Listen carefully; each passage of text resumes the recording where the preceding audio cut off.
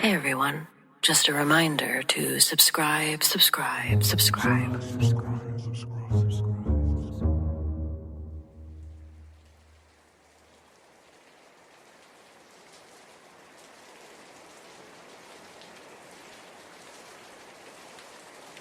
Honestly, I don't usually post stories. I'm more of a lurker, read, upvote, move on. I've lived in this house for years and never once felt the need to question what I heard or saw here. Not until 2020. For context, my partner and I chose this place because it was isolated. No neighbors, no town, no casual drive-bys or distant music drifting through the trees. The nearest gas station is over 40 minutes away. Cell service is spotty on a good day, non-existent on a bad one. You don't end up here accidentally. Sure, we have internet, but that's our closest contact to the outside world. We've spent several New Year's Eves in this house, quiet ones, before and since. No parties, no guests, no expectations. That's kind of the point. Especially that year, 2020. Everything had already been so weird. We just wanted a calm ending to a long, exhausting year. That night was supposed to be exactly that. We ate dinner early, opened a bottle of wine, and put on one of those New Year's countdown specials. Not because we were excited, but because it felt strange not to acknowledge the year ending at all. Outside, it was pitch black. No porch lights, no distant traffic glow. Just trees and open land swallowing whatever light the house gave off. Around 10:30, the power flickered. It wasn't totally unusual. We're on a rural line. Winter storms can mess with it. The lights dimmed, came back, dimmed again. We joked about it being very on brand for the ending of 2020. Then the TV shut off completely. The house didn't go dark, just the TV. Lamps stayed on. The kitchen light stayed on. Internet dropped. But that happens all the time. We figured the TV needed to reboot and left it alone. That's when we heard a sound. At first it was faint and distant, almost like a muffled cheer. I remember looking at my husband and laughing a little, asking if the TV had turned itself back on. It hadn't. The screen was still black. The sound came again. It wasn't loud. It wasn't clear, just layered. Like multiple voices overlapping, rising and falling together, cheering. The room, or devices, were muted. We stood there listening. No speakers were on, no phones, no radios, and again, no neighbors.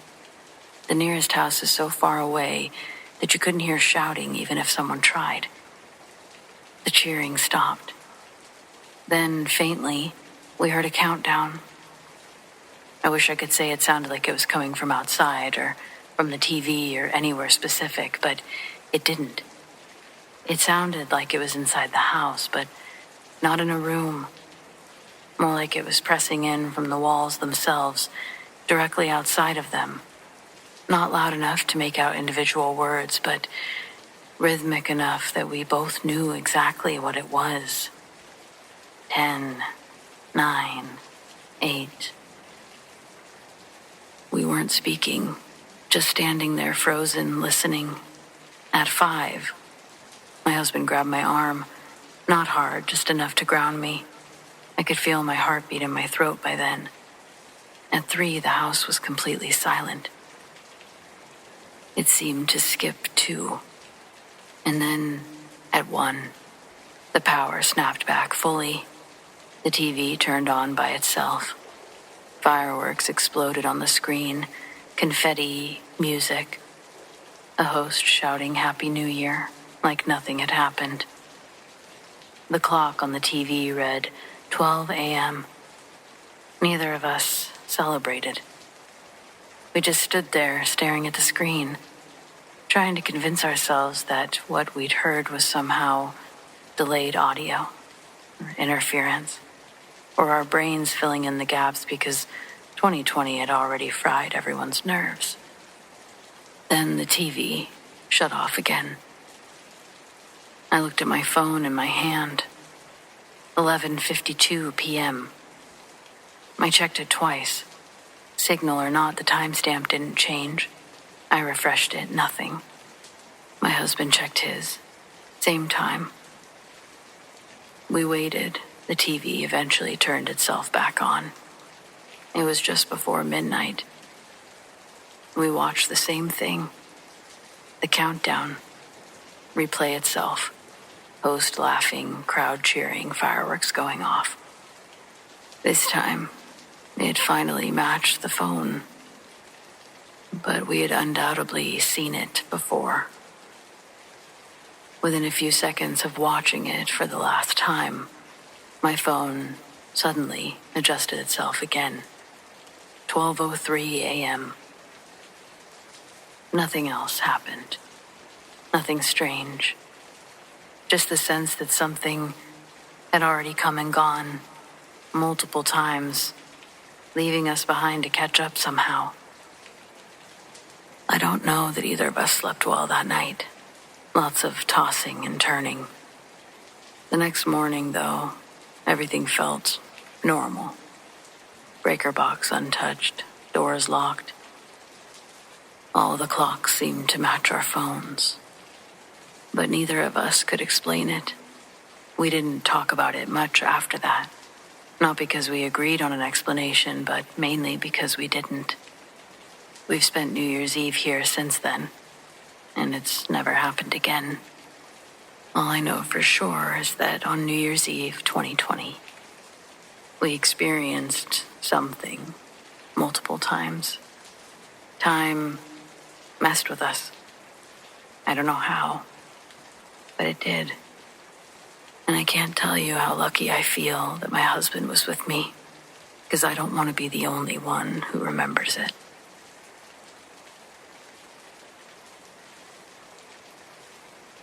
This happened about 6 years ago, back when Uber was still new enough that drivers actually talked about it like it was some kind of side hustle miracle.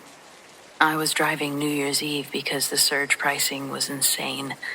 I didn't have plans anyway, and the idea of ferrying drunk people home for a few hours felt easier than dealing with crowds. Most of my rides that night were exactly what you'd expect.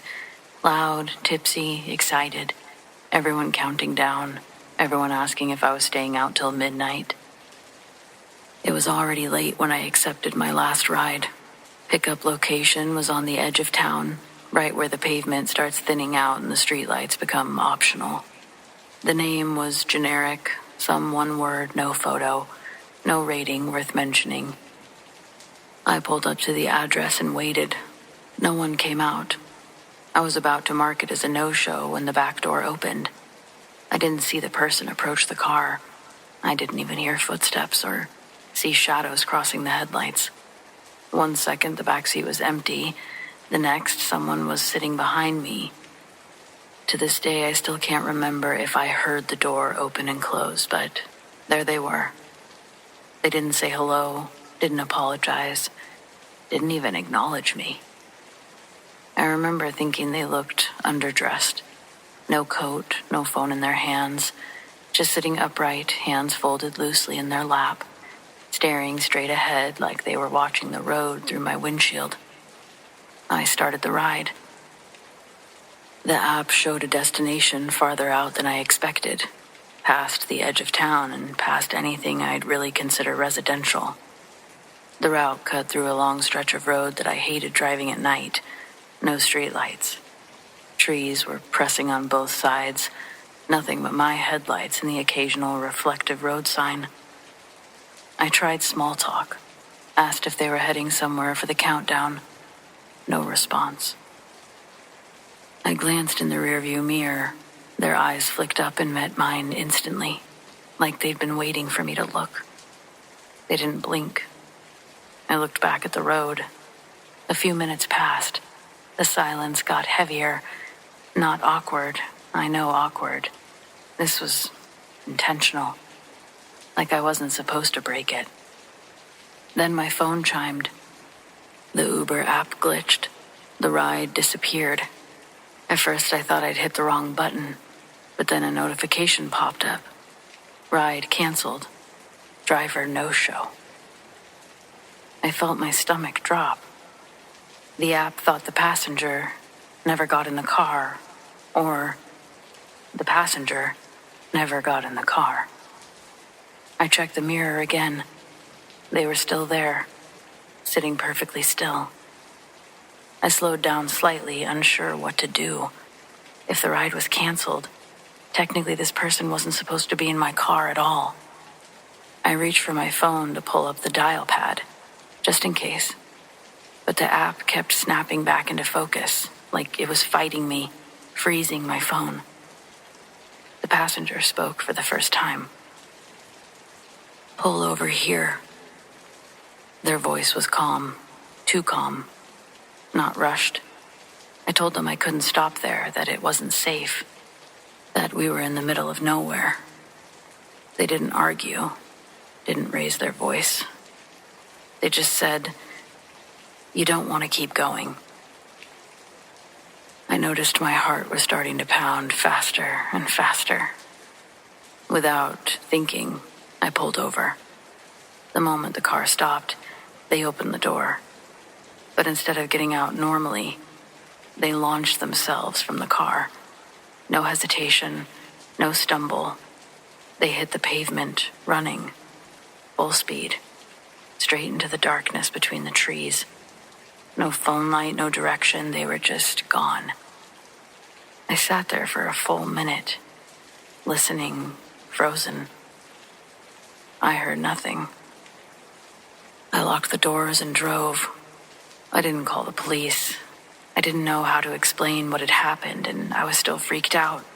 I didn't even know who this person was or what they looked like. By the time I was far enough away to calm down, it felt unreal, like something that my brain had suggested in the dark. The app never did correct itself. I had to restart my phone several times. I stopped driving Uber not long after that.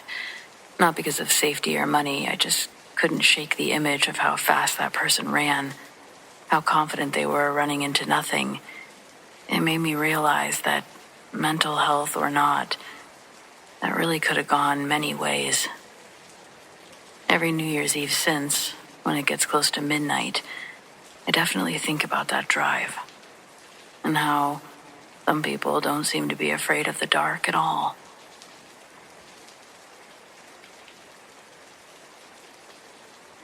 This might not be what you guys are looking for, but it was the scariest New Year's Eve of my life. It was supposed to be a simple night. Pre-game at a friend of a friend's place, hit a bar, count down to midnight, then crash wherever we ended up. Just another New Year's Eve where everyone pretends they're excited about a clean slate. I was seeing a girl casually at the time. She invited me out with her friends, people I didn't know, in an apartment that I'd never been to. The kind of night where you're already slightly uncomfortable, but you brush it off because it's a holiday and everyone's drinking. We pre-gamed for a bit, then went to a bar that was already packed, loud, sticky floors, the usual. That's when things started to go sideways. One of the girls in the group whose apartment we'd started at got a text from her boyfriend. I don't know what exactly it said, but whatever it was, she spiraled fast, probably no thanks to alcohol. Crying at the bar, yelling over the music, knocking drinks over, saying she didn't want to be here anymore. Someone joked that she was doing her New Year's Eve thing again.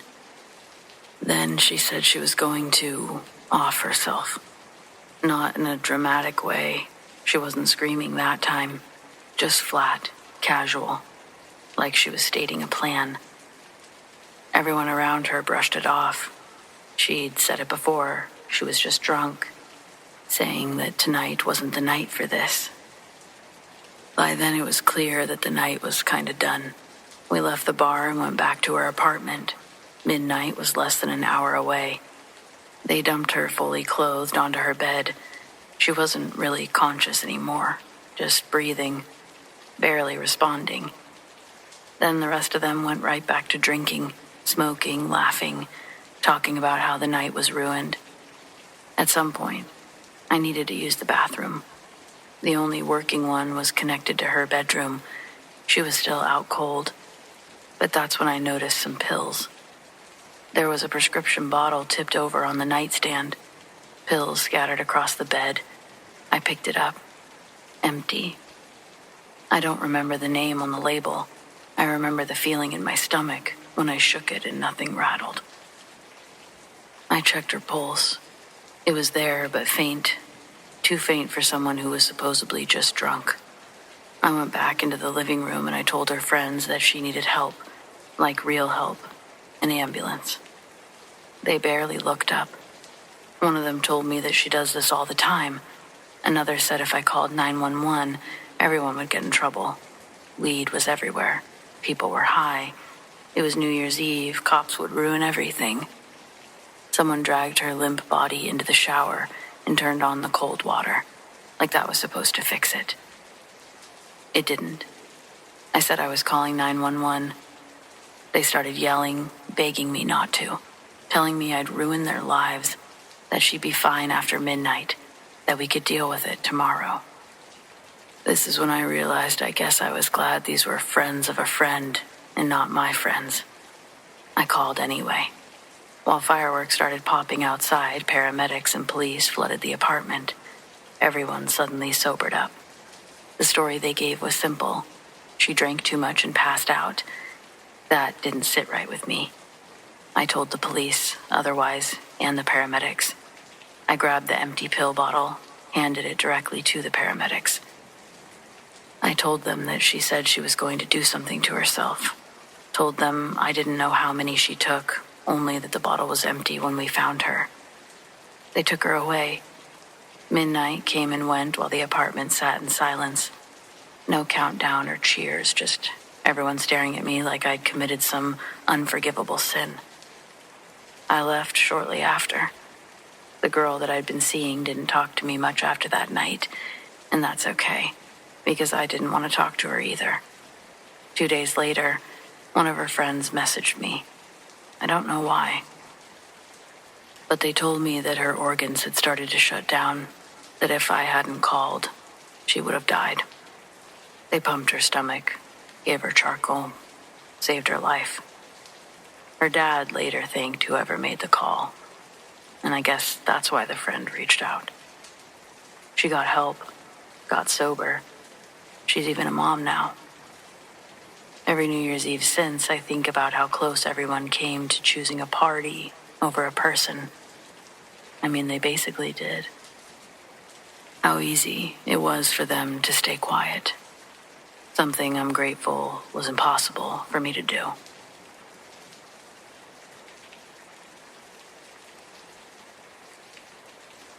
This is one of those things that if I hadn't been with friends, I probably would have convinced myself it was nothing at all, because really, it wasn't, until it was.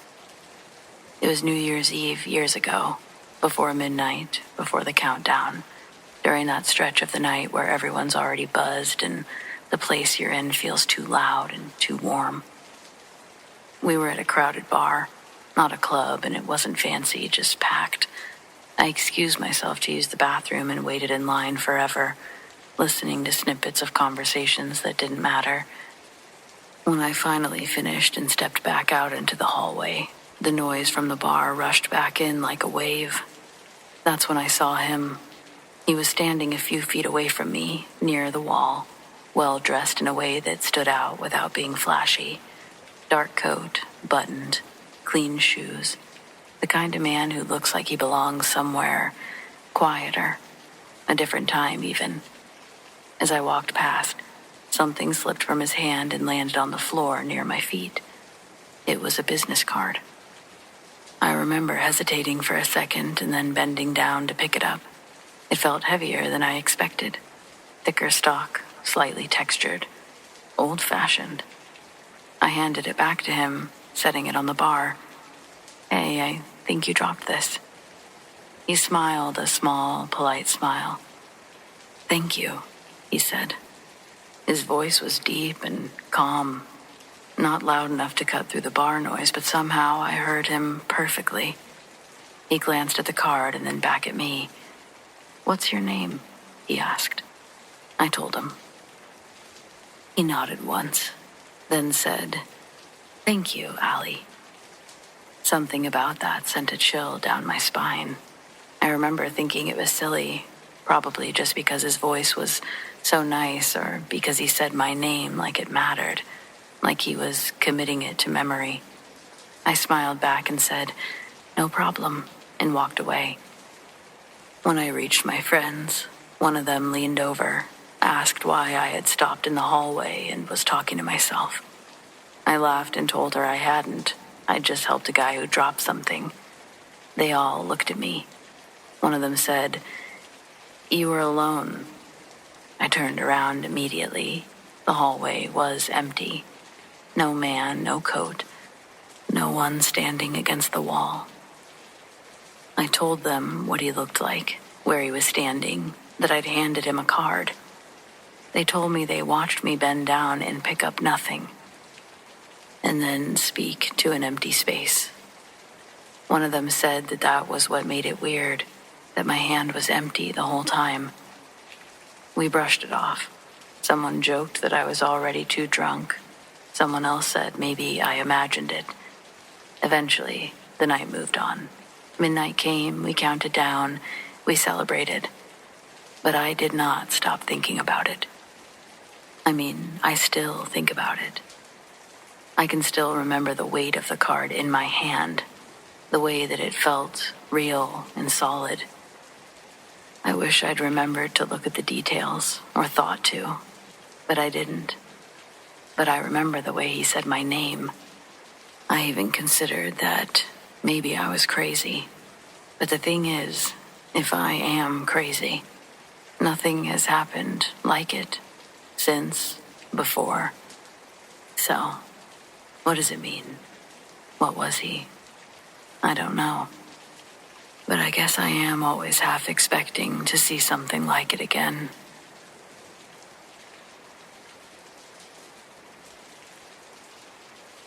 This is a real story that happened to me back on New Year's Eve 2009. I was 13 years old, and me and my family, my mom, my dad, my little sister, we were leaving an event at the Christian Center in the Hilltop neighborhood of Tacoma. My mom was in the driver's seat, Dad sitting in the passenger. I'm sitting behind Dad, and my sister's asleep in her car seat next to me. The church traffic had all dispersed by the time we'd left because my mom volunteered us to help clean up and put away chairs after the event ended that night. The road we take to leave has 4 lanes, 2 for each direction. The right lane will eventually become a turn-only lane into a dead-end cul-de-sac, while the others continue straight. My mom was driving in the right lane, but a sudden influx of traffic didn't allow her to merge to the left lane. So, she flipped on her blinker and turned right. Then she took another right down another neighborhood street that stopped at a dead end. There were a group of teenagers at the far end of the road. We can see them lighting off fireworks. My mom pumped the brakes and began to cautiously drive towards them. In order to leave this neighborhood, the only turnaround is at the end of the block, where the kids are. We approach at a snail's speed, and while I can't see the road, I can hear the fireworks growing louder. I plug my ears, but a pop that's brightness filled the car also had an explosion loud enough to wake up my sister.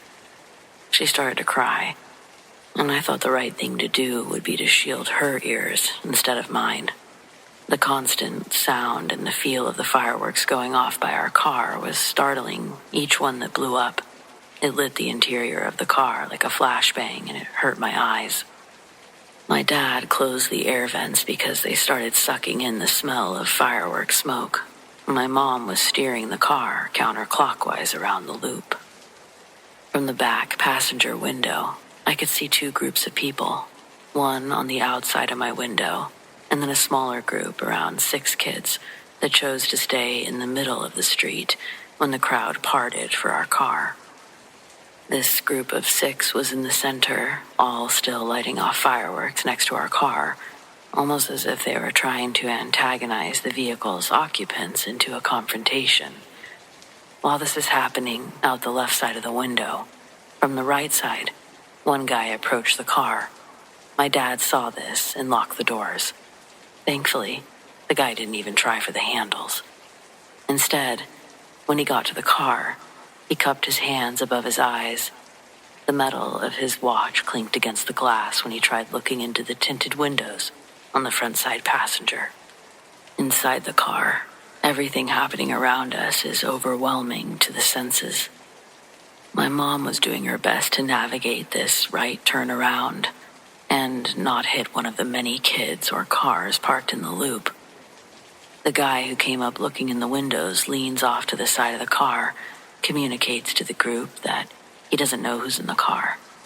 I can hear the others outside also questioning one another on if they've noticed the suspiciously slow rate in which we're driving through.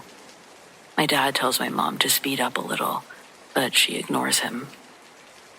If the cul-de-sac was a clock, we would have entered at 6 and crawled our way backward around a guy that approached our car when we were close to 10 on this hypothetical diagram. My dad talks about speeding up at about the 9 mark. When our car gets to a hypothetical 7, we're almost out of the loop. My hands are still over my little sister's ears, and I'm periodically leaning over so that she could see me, and the act of doing this, I believe, saved my life. When our car got closer to the exit, everyone's attention had been focused straight out the front windshield. So I get my head down close to my little sister's, quietly reassure her that we're almost out of there. She was 2 at the time, and the sound of a bottle rocket igniting had quickly sent her into tears again. I stayed hunched over her, whispering, trying to soften her cries, but right after the bottle rocket hissed into the sky, there was a round of 6 back-to-back booms, louder than any of the others. It's so loud, the window next to me completely shatters. The glass that didn't fly into my hair falls into a pile in the seat that I'm buckled into. Almost right after my window disintegrated, the rear windshield behind me shattered into a million pieces. My ears were ringing and I had no clue what was going on. In this shock, the only thing I knew to do was stay over my sister. My parents were yelling in the front seat, but I couldn't hear everything they were saying, and then I felt my body get pulled back into my seat. Our car engine revved loudly, and a cold wind began rushing into the back seat through the open area where my window used to be. As my mom retraced our way back to the main roads, she slid into some cars out of the neighborhood, but none were enough to slow her down. When the noise of the fireworks and the crowd were gone, my mom frantically starts asking if everyone's all right. Me and my sister are okay. My legs were cut up from some of the broken glass, but none of it landed on my sister. My mom starts typing in directions to the closest emergency room. Typing on the GPS, she asks again, directing the question at my dad. "William, are you all right?" His breathing was labored. It sounded like he was in pain when he took a breath to reply. He tells my mom no. It feels like a hot poker was stabbed into his shoulder blade. My mom releases the death grip that she'd had on the steering wheel, and the knuckles in her fingers crack when she reaches over to feel around his back. Her hand is reeled back in horror, and as my dad let out a low grunt filled with agony, the palm of her hand was wet with blood, and the back of my dad's shirt was soaked. Both hands on the wheel, my mom's again white-knuckling it to Tacoma General. When we got to the emergency room, my mom unbuckled her seatbelt, ran inside screaming for assistance. The keys are still in the ignition, and it sits diagonal and idle in the patient drop-off while the doctors run a stretcher out to the car and drag my dad onto it. Every little moment from his chair to the gurney makes him scream out in pain. Then he, the doctors, and my mom all run inside, with me and my sister being left alone in the car until my mom comes back out to get us and repark the car. When she gets in, I ask what happened to Dad. My legs were lacerated and bloody from the broken glass, and that's what I thought had happened to him. It wasn't, though. My dad was bleeding a lot more than my cuts were. His blood hadn't soaked his favorite Sonics t-shirt by way of glass cuts. His blood was coming from a bullet wound. The bullet chipped his collarbone and broke a rib before it slowed down 2 centimeters from his lung. We all sat quietly in the waiting room, my legs swinging nervously. The reality of what had just happened hadn't fully sunk in yet, but the image of my dad's bloodied body, it replayed over and over in my head. Finally, after what seemed like the whole day, my mom returned from the trauma unit. Her face was pale and her hands were shaking, but she also looked relieved. "He's going to be okay," she said, her voice cracking. "They stopped the bleeding. They're monitoring him now. The doctors say he's really lucky." Hearing that, it made some sort of tension in my chest loosen up a bit. My dad wasn't out of the woods yet, but he was alive. When we were finally able to see him later, my dad sat up in his hospital bed looking weaker than I'd ever seen him look. But he managed a faint smile as we entered. He took a shallow breath, winced, and gave us a nod. "I'll be fine," he said hoarsely. "We're all fine. That's what matters." And he was right. We were fine, but we weren't the same. Something about that day changed us all a little bit. In the weeks and months that followed, my dad worked hard to recover physically, but the mental scars were harder to heal. We struggled. The sound of a car backfiring or a sudden loud noise would send us into a panic. None of us could look at an emergency room without our stomachs turning. That day left some scars, some visible, some invisible, but it also left us with a fierce gratitude for the second chance we were given. Life would never be exactly the same, but we were alive, and we had each other. And for that, I'm still thankful.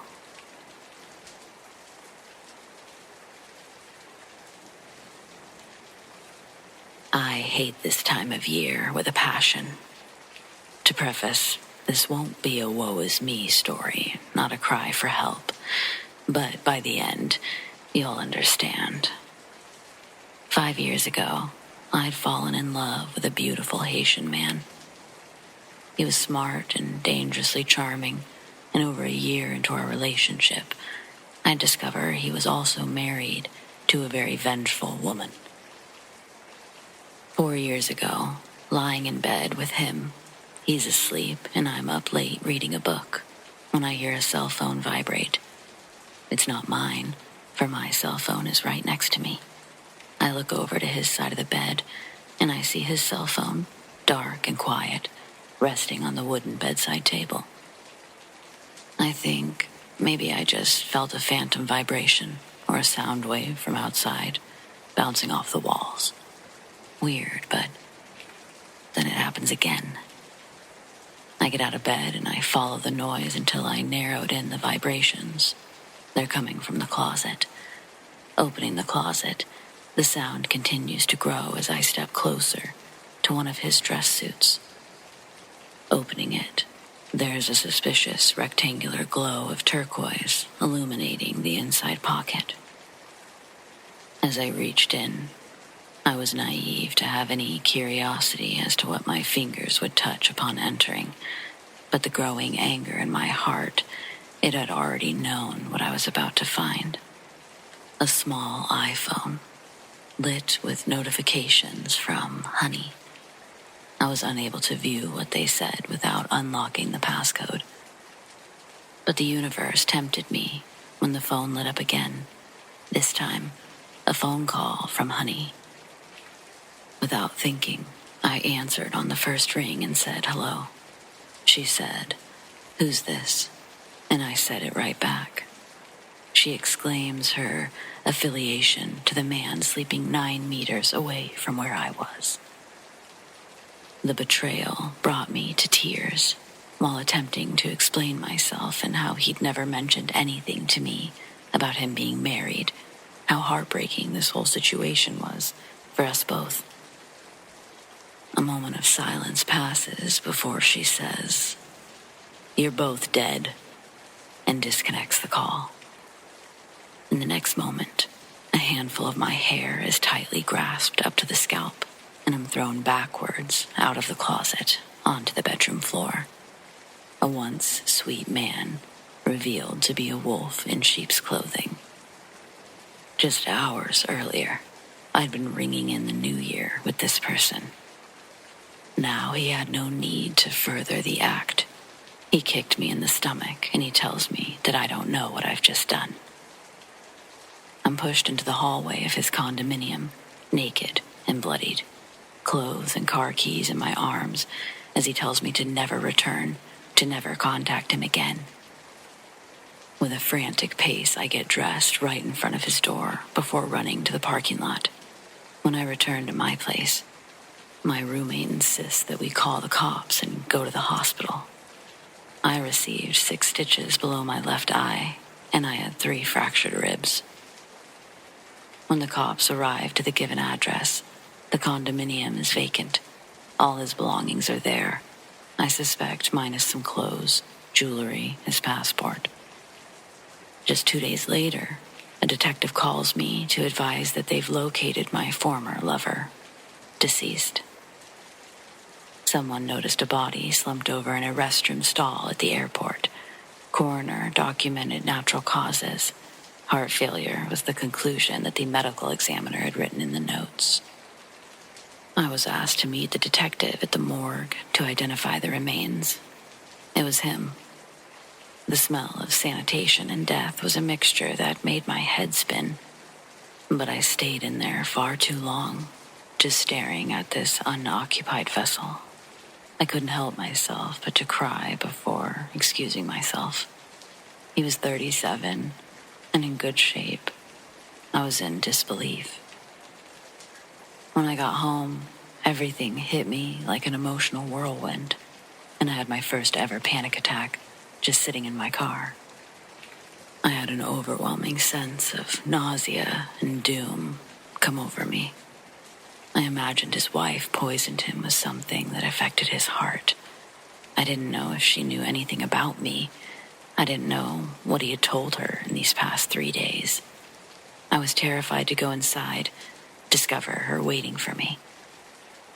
With a sweat-inducing migraine, I decided to drive myself to a motel for the night, although I don't sleep there, preferring to just sit at the end of the bed, accompanied by the tears who introduced themselves at the morgue. Too spooked to re-enter my place until the next morning, I called into work sick that day, just stayed in bed. Early afternoon, I'd come to regret my decision not to go. Watching TV in my room, a burst of quick knocks are made on the front door of the living room. I leapt out of bed, and I slammed the bedroom door closed. I'd locked myself in and further barricaded myself with the dresser. I then retrieved a kitchen knife that I had retrieved earlier when I'd first arrived with a paranoid notion, which now I believed was coming to fruition as I sat with my back against the drawers, listening for more noises. There were none. Instead, what met me was an hour of anticipation and horrified silence. The lack of sleep was magnifying my delusional thoughts, and the exhaustion pulled me into a graceful blackout. Later, waking up, it's now dark and I instantly remember exactly what reality is. With the little bit of energy I've managed to gain, I'm still tired, but I'm fed up and I'm further motivated by the need to use the bathroom. I move my dresser out. I jump outside of my room with the knife. The flat is still empty. My roommate's still not home, and before going to the bathroom, I check the front door. From the people, I detect no motion. Opening the door, there's a package at my feet. My name being the only visible markings on it. Possessed by dread, I still bring it inside, rationalizing that when my roommate gets home, they would instinctually bring it inside anyways, so I'll bring it in and wait until they're home to open it. If an airborne substance decided to puff in my face, I wanted someone there who could tell the doctors exactly what happened if I'm incapacitated. She gets home later that evening, and I bring her up to speed on everything that's happened. I finally have the confirmation from another mentally stable individual that what's going on is beyond any realm of sane. Her expression couldn't have been more accurate when delicately unwrapping the box disclosed hundreds of Polaroids, some with images of death, sickening captures of slaughtered animals and humans alike, decapitated lions, multiple grainy close-ups of a woman burning alive in the streets, an odor of chemicals, presumably coming from the box, becomes noticeable while pushing through the photos. At the bottom of the box, I feel an item thicker than the thin, small photos on and around it. Turning on my cell phone's flashlight, I see a small voodoo doll laid in the corner of the box. I also see that the doll is wrapped in red hair, the same red as my hair. There's no definitive proof that it's my hair, but pulling the doll out of the box, my roommate also asks, "Is that your hair?" when I showed her the doll. This doll is also where the indescribably wretched smell was coming from. Seconds after lifting it from the box, the doll ignites like a matchstick. We both scream, and out of pure shock at the fireball now in my hand, I let go of it, dropping the doll back into the box, lighting it in flames as soon as it returns.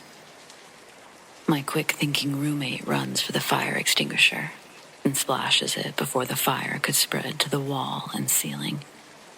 We stand there in silence for a moment, and naturally, we file a police report, but there really wasn't anything they could do. There's no surveillance to see who dropped the box off. And any evidence, well, it was in ashes now. I never had any more run-ins with whatever that was. But I definitely still think about it all the time. I can't really be around fire without freaking out. And yeah, I've got trust issues. And that's just the problem with things that happen around the holidays. You never really get to forget them. You're just reminded every year when it comes back around. But to everyone else, enjoy the holiday and be safe.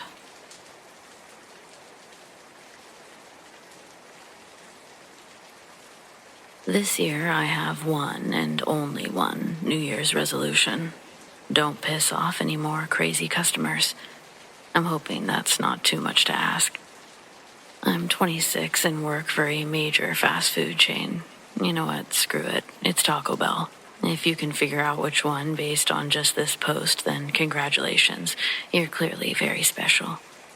I've worked there since I was 20, and I'm now one of the assistant managers because there's such a high turnover. My boss is the only person who's been there longer than me.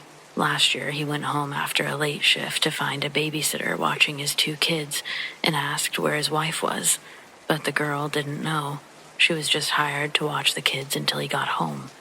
He eventually saw that her clothes and suitcases were gone and understood exactly what happened. But he hadn't remotely seen it coming. Since then, his sister's been helping him take care of the kids. Well, that was probably an unnecessary detour just to explain why he only works days and I only work nights. We're open 24 hours, so Michelle, the other assistant manager, actually switches between both, but that's not important. Needless to say, the later it gets, the drunker and usually crazier the customers become. You get the rowdy teens starting anywhere between 9 and 10. Most of them are either funny or spoiled dipshits, but they're harmless. Once you get the midnight crowd, however, it's time to buckle up. And when it hits 3 a.m., that's when the universe truly tests your mettle. When humanity is separated from the human, as if a sentient being were actually conducting a series of experiments purely to gauge your reaction. But then 4 comes around, and the clouds slowly begin to part as the wackos make way for the truckers and laborers, until finally you see the rising sun and know you survived another night. Thankfully, we close the inside part at midnight, but my boss remembers the days before that was a thing. He's told me stories of people pissing on and over the counter. A woman in a nightgown once came in, bought a small drink, and sat in the very back booth for 5 minutes before quickly leaving. Someone went to throw her drink away and discovered that she had shit all over the seat. Now, I might quit if I had to clean up something like that, but yeah, that's a great example of why we have a high turnover in the fast food industry. Well, that, and because we're paid very little for our customers and employees to treat us like subpar humans, but that's a post for another day. I didn't mean to turn this into dark tales from Taco Bell, but some of this shit is just so wild I can't help but share. For instance, we're right off a road that runs parallel to a major highway, and one of our regulars is a homeless man named Earl. Every night around 11 or 12, he'll stand on the tiny parallel road's shoulder, just a footstep from the property line, and ask the passing by cars and our customers for money. He used to stand in our drive-through line to get people while they were forced to have their windows down, but he kept getting in trouble for that. He wasn't just a homeless man down on his luck, he was scary. If people didn't give him money, he would take out a knife and threaten to slash their tires, or worse. We're pretty sure that he was on crack or meth because of how jittery he got. Sometimes he looked like his entire body was vibrating. Twice we've had to call an ambulance because he messed with the wrong person and they beat him up. But for all the crazy we deal with, it's always at its worst on the holidays. Since it's about to be New Year's again, I thought I would mentally prepare for the upcoming weekend by sharing the story of what happened to us last year, even though it took me an unreasonably long time to get to it. Here goes. So when I got to work on New Year's Eve of 2022, I obviously had to work past midnight, and that's when things got really unhinged. I don't mean that there was just one incident either. I mean, there were times that I felt like we were on a hidden camera show because it was just that unbelievable.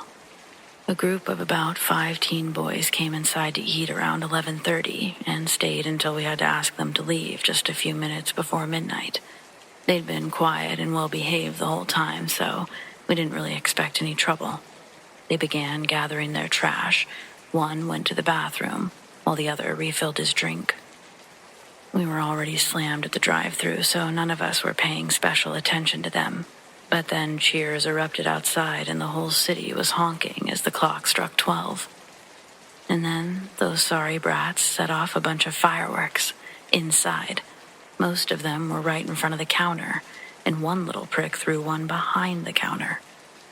It's a miracle no one was hurt worse than Brenda. She thought the loud bangs were gunfire, and in her panic, she burned herself on the grill.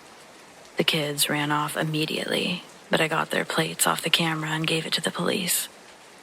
The kids actually got in trouble, and the parents made them apologize later, so we had some justice. About an hour later, we had all calmed down and the mood was back to normal when there was a loud splat against the door, like something big and wet had been thrown into it. Turns out it was a huge glob of feces. I want to believe that it came from a very large dog, just because I cannot accept that someone was so upset over fast food that they collected their own shit purely to throw it at our door.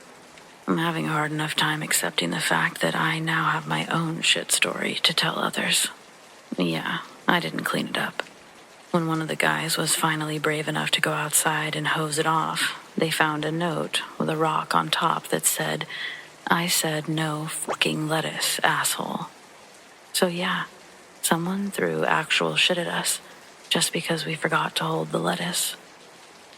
It was only 20 or 30 minutes later when some woman pulled up to the window and refused to leave until I sent someone outside to look beneath her car. She didn't even order food. She waited in line just because she was positive that she'd ran over a gremlin and that it was hanging on under there, waiting for her to step out so it could slice her Achilles tendon. Her words, not mine. I normally hate catering to people like this, but we had a really long line, and it would have taken the police too long to deal with her. The only way to get on with our night was to have Ricardo go confirm that there was no gremlin.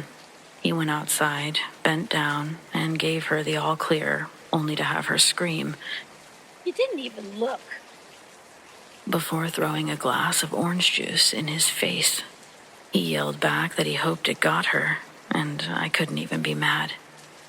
Now, already, this has been a night full of news stories to share with friends, but the worst has yet to come, and this was actually terrifying. At 2:45, a man came through asking for a Whopper with cheese. At first, we thought it was a joke, but he wouldn't let it go. Darren spent almost a full 5 minutes arguing with this guy until he finally ordered a couple of tacos. When his turn came up in line, he was a little too far from the building, and his window was rolled up. But he was driving an old clunker car, and we see people with broken windows do this all the time. It's really common for someone to step out in these situations. Well, that's not why this guy was getting out of his car. You can even argue that we should have realized this because of the night that we'd been having, but sadly, we just didn't. Darren opened our sliding window to get the guy's payment, and he reached inside, grabbed Darren's collar, and yanked him right through the small opening. It all resulted in the worst sounds that I'd ever heard. The yelling, different parts of Darren's body slamming into the window before being forced through, the creepy grunting and laughs of his assailant.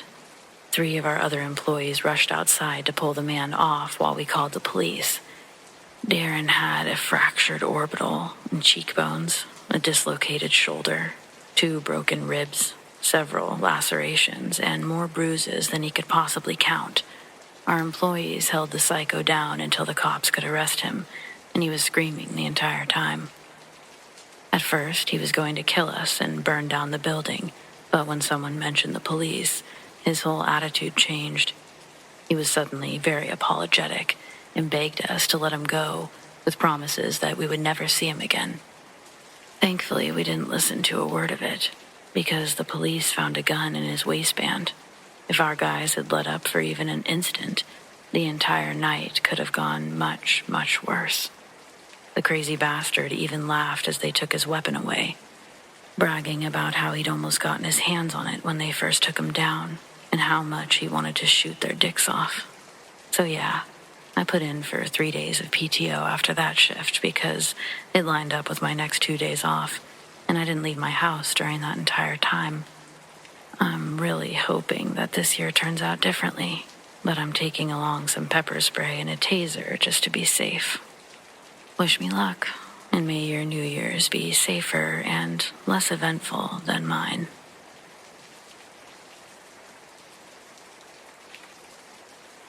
Happy New Year's, everyone.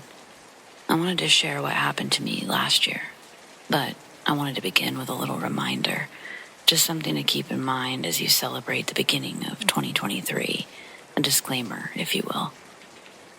For some, this time of year is a wonderful, joyous occasion, time to spend with loved ones and a much-needed chance to unwind from the turbulent year behind us.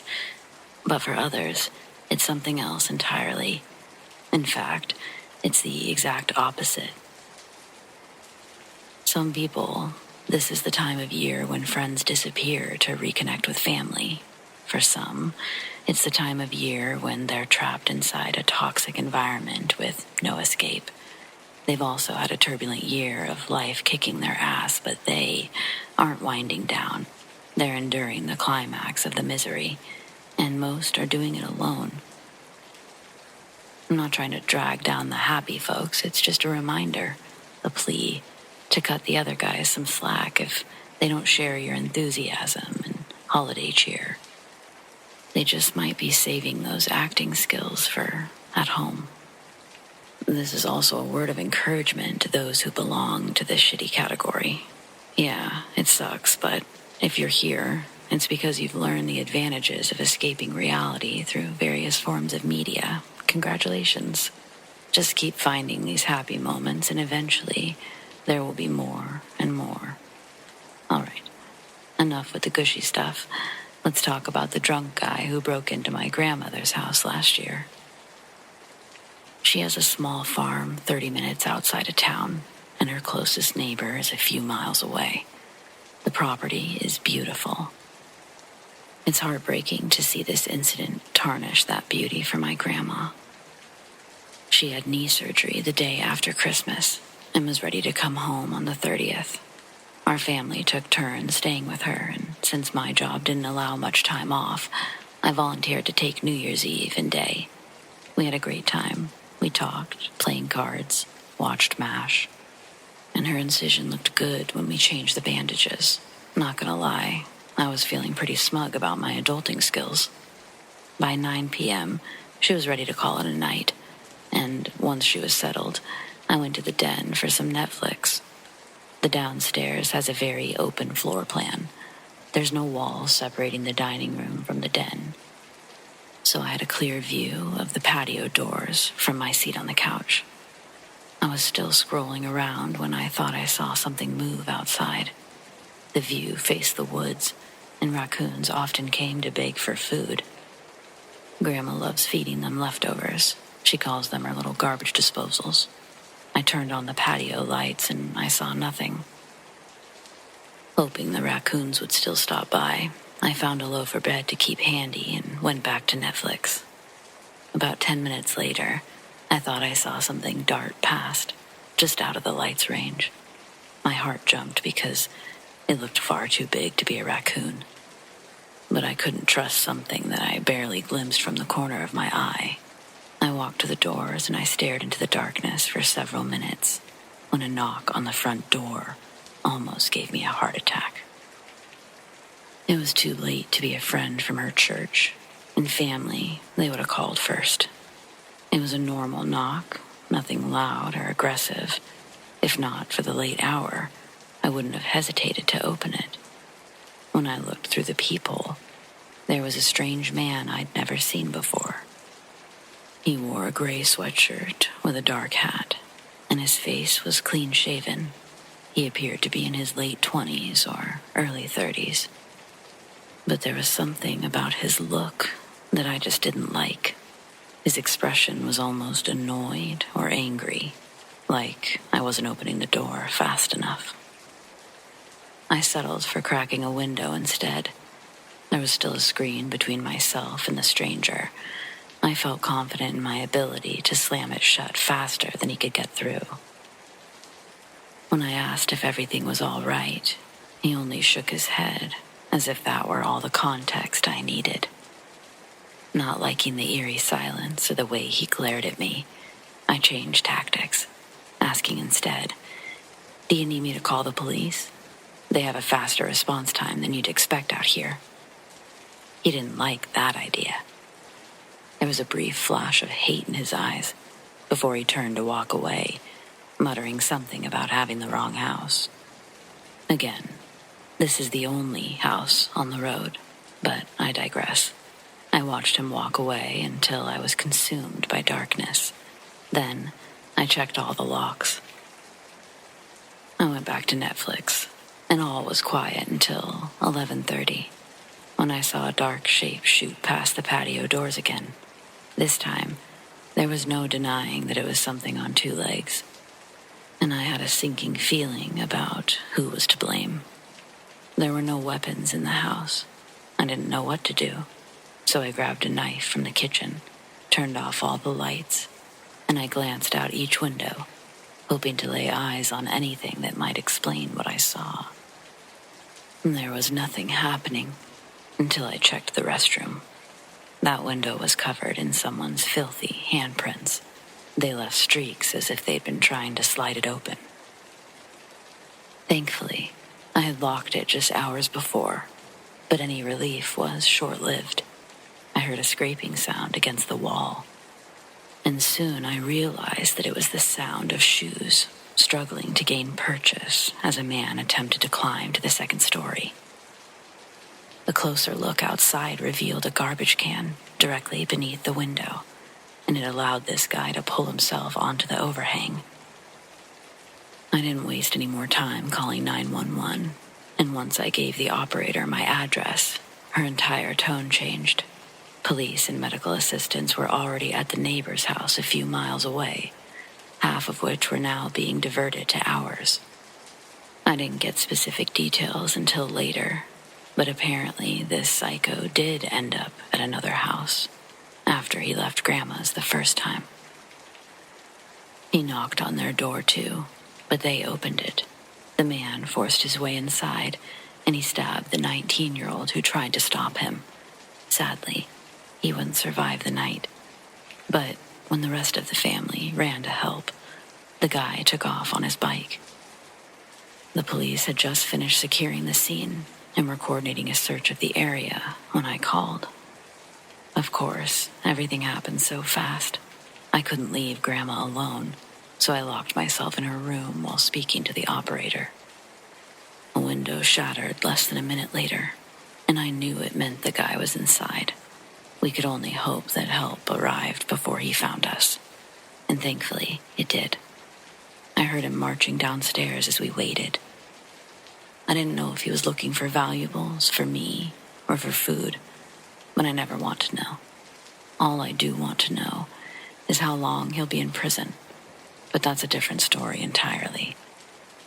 The justice system is a fickle thing, my friends, but my grandmother and I are alive and well, and that's really all that matters. So, regardless of what you're dealing with, try to find a silver lining and hang on like your life depends on it, because your sanity totally does.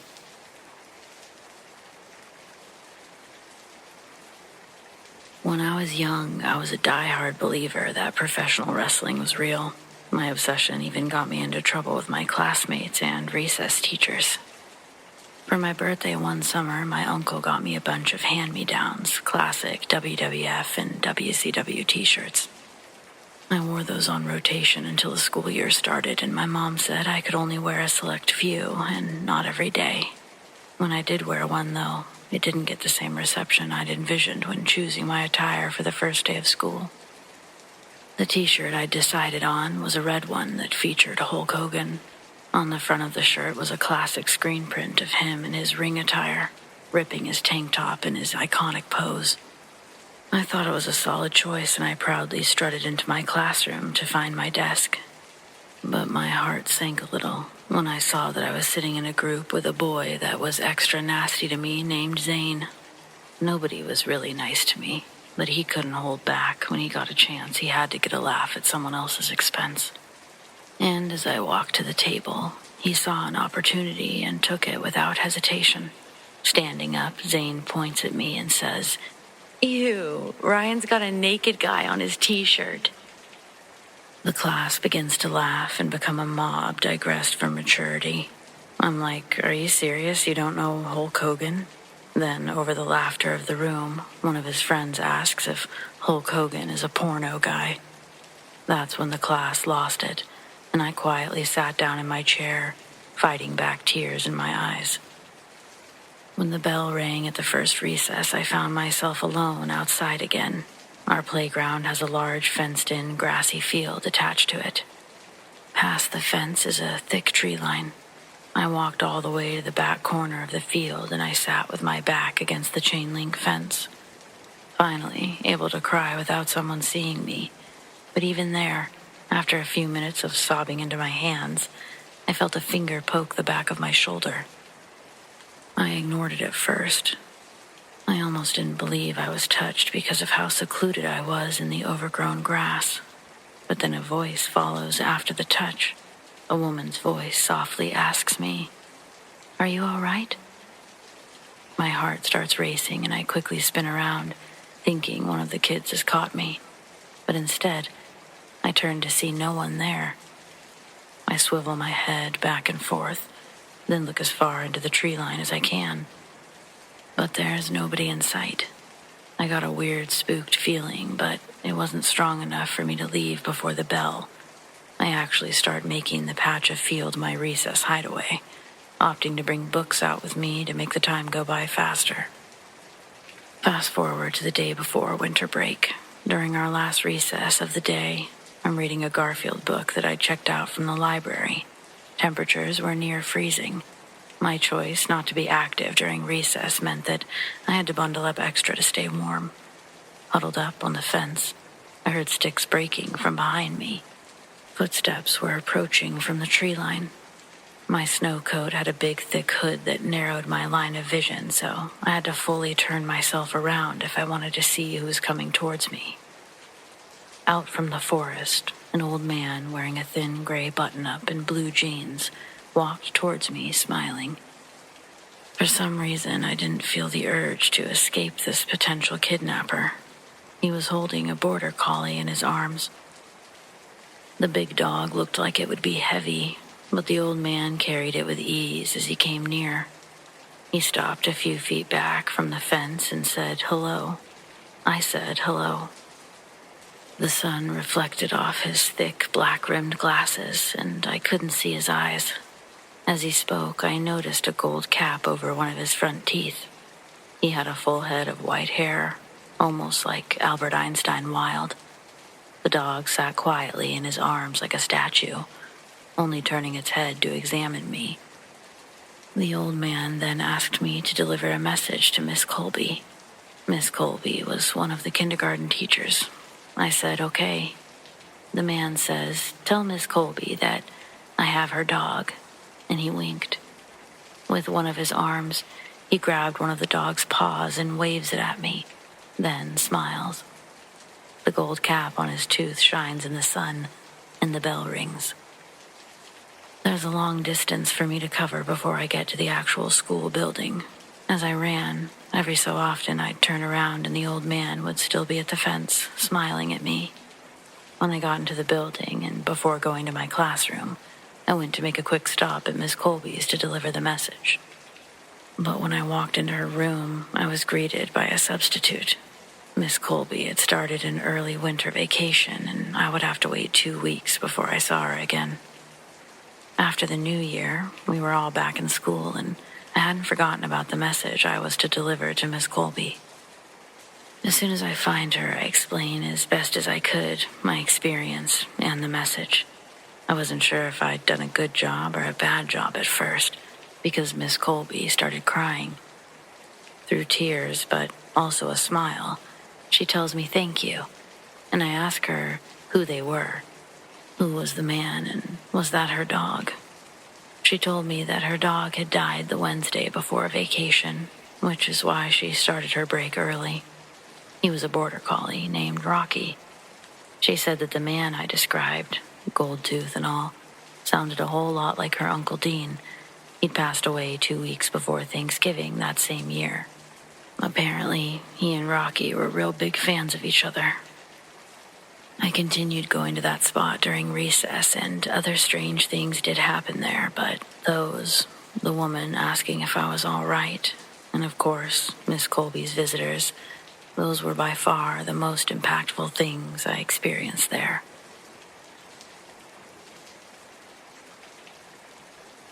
Last year, New Year's ended up being pretty crazy. It honestly set the tone for the rest of the year, so I'm happy to see this one come to a close. It's obviously been about a year since the incident, but it still gives me goosebumps every time I think about it. So, here's what went down. My friends and I decided to celebrate the new year at a popular bar in Capitol Hill. Now, I won't name the bar, but let's just say that it's well known for its vibrant atmosphere and eclectic crowd. We were excited to ring in the new year and have a great time, which is usually the case when you decide to step out and celebrate. As the night progressed, a man caught our attention. He seemed harmless at first, but there was something off about him. He hovered near our group, making us feel pretty uncomfortable, with his intense gaze, accompanied by no words for the longest time. He approached us with a strange, forced smile, striking up a conversation that wasn't immediately intelligible. This man, who we later learned went by the name of Eric, started making creepy remarks that made our skin crawl. The first that we could understand through his mumbles was, "Can I pay you guys?" Which he then said even louder to one of my friends, "Can I pay you guys to take your clothes off somewhere private?" My friend was trying to relay the messages between us as he made inappropriate comments about our appearances. I don't even want to repeat most of them, but they usually involved us being naked and how our bodies were sexy, but also things like "you fucking whores," followed by laughter. Lots of unsettling, creepy things as his eyes lingered on us for far too long. It was evident that he was making us feel uneasy, and the friendly atmosphere of the bar quickly turned sour for us. By the time we all knew what was going on, we had managed to get away from him, or at least we thought we did. But we turned around, and there he was. But to make matters worse, Eric began invading our personal space.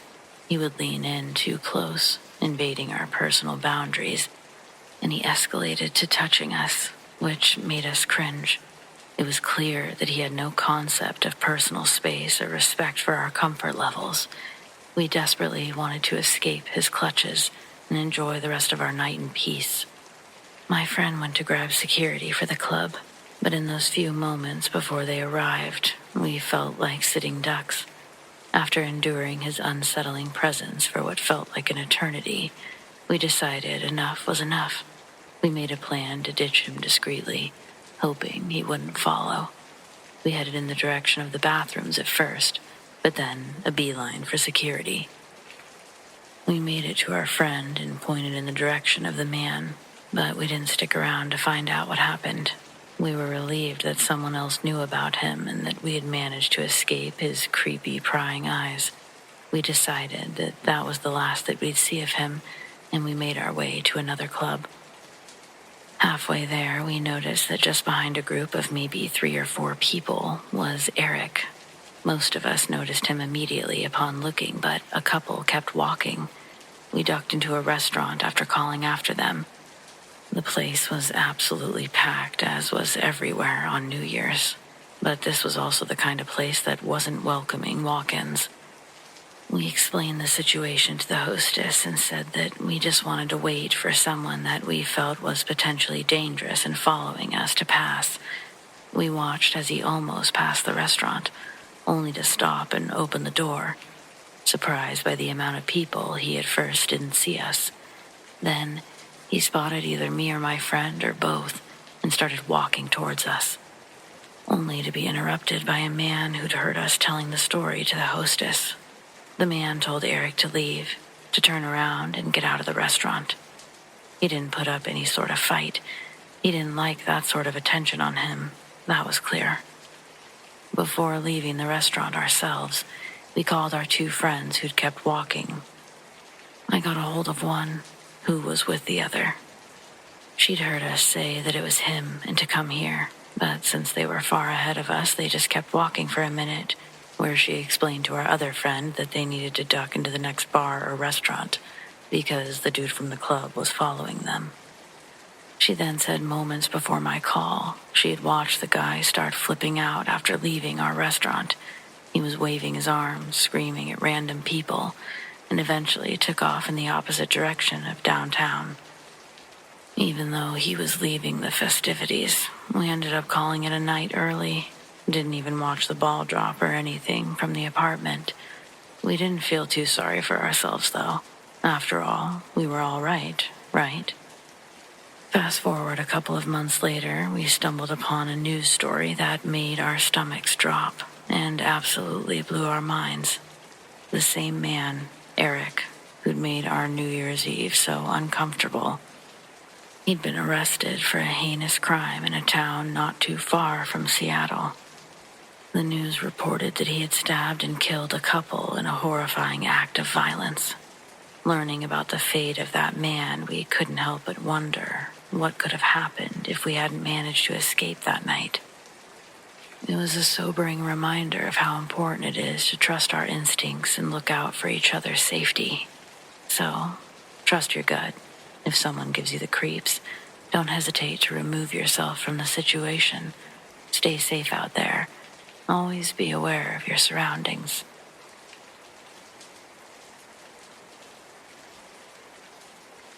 Well, I'm hoping you're in need of some New Year's Eve stories. I've got one that traumatized me when I was a child. New Year's Eve, Uncle Damon and Aunt Shelley host a New Year's Eve party. It's a lot like the ones that they had every weekend with the same friends and binge drinking, but this night they were celebrating bringing in the new year, so extra cleanup was necessary. My cousins and I were basically there to clean up the adults' mess the morning after. Basically an awful way to spend New Year's Day, but I digress. So, from the moment I opened my peepers, Aunt Shelley had me and my cousins cleaning the house, making everything perfect because in her eyes, this actually was the best way to celebrate a new year. I was tasked with throwing out the Christmas tree. To do this, I would need to get on the floor and unscrew the 3 prongs to detach it from the base. Then, I stood up and reached my arm in through the branches to get a grip on the trunk. The tree wasn't much bigger than me, but it was heavy as hell. It took all my strength to lift it out of the base. When it finally pulls out, I drop its bottom trunk on the ground and it bounces. Tons of pine needles land on the floor in a circle around the tree. I stood there looking at it like, well, here's another mess I have to clean up. But while I was taking my time and staring at it with frustration, I realized either my eyes were failing me or the pine needles were moving on the ground. It wasn't just the pine needles that I saw moving on the wooden floor. Thousands of tiny black and brown dots had joined the pine needles on the floor. Along with the pile of needles that had fallen, I noticed a baseball-sized clump of what I thought was tree moss, and it slowly started melting into thousands upon thousands of individual baby recluse spiders. It registered that these spiders all came from the same tree, the one that I was still holding against my body. I pushed it away from my body while still holding onto it, and while I strengthened my grip, I heard and felt an unnatural pop sound. I let go of the tree, and it fell to the floor. I opened my hand, and even more baby spiders.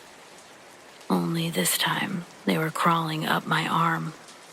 Thankfully, I was wearing gloves, but either way, I'm sure I've never looked as insane as I did in that moment trying to brush off thousands of baby spiders from my person. When I finally settled down long enough to do something other than flail around, I grabbed the canister of room spray and started spraying everything. The commotion, my screaming, it garnished the attention of my other cousins who were now seeing the same scene as me, and they too started grabbing things to kill the spiders with.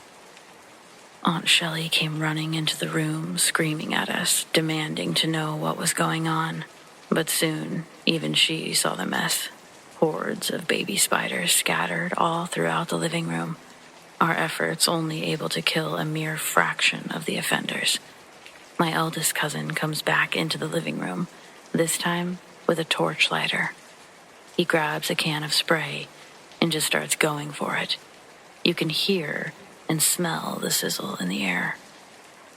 Aunt Shelley's screams have intensified, transforming into shrills as she screams, "Fire!" The Christmas tree was in flames, sitting in the middle of the carpet. All of the parents came rushing in, each looking equally as horrified and also confused as the last. Finally, Uncle Damon comes running into the living room with a fire extinguisher while my mom's on the phone with the fire department. When it was all over, everything looked absolutely insane, messier than it had been after the party itself, and you can bet we all got to clean it up. The good news is that it's been really hard to top that as far as horrible New Year experiences. So it makes the rest of them look really good or really tame. Happy New Year's, everyone, and think of me when you're throwing out your Christmas trees this year, will ya?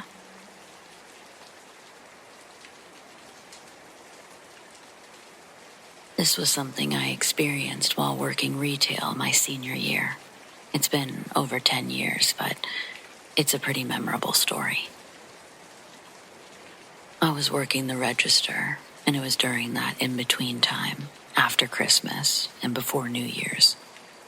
Stores are still really busy, but a different kind of busy, where people are less stressed and more in need of your assistance. I'm helping a family with a return. There's a man, an older woman who I assume is grandma, and a child, about 5 or 6. The man and the woman, they seem very somber. The child, well, he looks sort of out of place. He seemed like maybe he was sick, just by the way he looked, a sort of gray color. But though his expression was a meek one, it was a nice expression. He seemed to be happy. The man asked if they could make a quick return. I looked at them and then the child. I said to the man, "Sure, no problem. What are we returning today?" The man then proceeds to hand me the merchandise. It's one of those Angry Birds board games, I guess. It's basically the same idea as the game on your phone, but kids can knock around these plastic birds and wood structures. I don't know, very popular that year though. I hadn't seen a lot of them returned since it seemed to be on every kid's list. I asked the normal questions that one asks during a return. Was there anything wrong with the item? Do you want to exchange for a new one? It's at this time I see the woman walk away, the child following closely behind her. They don't leave the store, just wander near the register, and then sit near the children's toys. The man answers me saying no to both questions.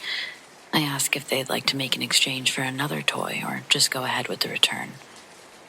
The man just stares down. After a moment, I think maybe he's about to start crying. I look out into the crowd, briefly scanning for the woman and the child. At first, I don't see them, but then suddenly the woman is back. However, this time she's alone. She takes the man by the shoulder and tells him it's okay, that he can go sit down now. Grandma proceeds to tell me that they'll just be making a full return today. They unfortunately don't have a reason to exchange. I don't know if it's because I was in full work mode or what, but none of this had really clicked with me yet. Instead, I was just sort of feeling bad for the kid. He's gotten this gift, and now he'll walk away with nothing. I just couldn't let that happen. I process the return, and before the woman leaves, I say, "Oh, wait." I hand over a lollipop and say, "Here, for the little boy." The woman freezes, and she just looks at me, almost horrified. Instantly, I feel I've done something wrong, and I lower the lollipop. She continues to stare over the counter at me before she shakes herself out of it and shakily says, "The boy." I search around the store and I can't find the boy to point out. I start to think about the boy, how he looked. It wouldn't be another minute until I really understood what was happening.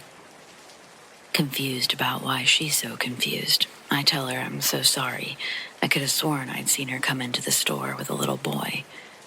Her eyes well up in tears, and without hesitating, she tells me that she lost her grandson the week before Christmas. She says they're here, returning his gifts. Suddenly, I'm crying too.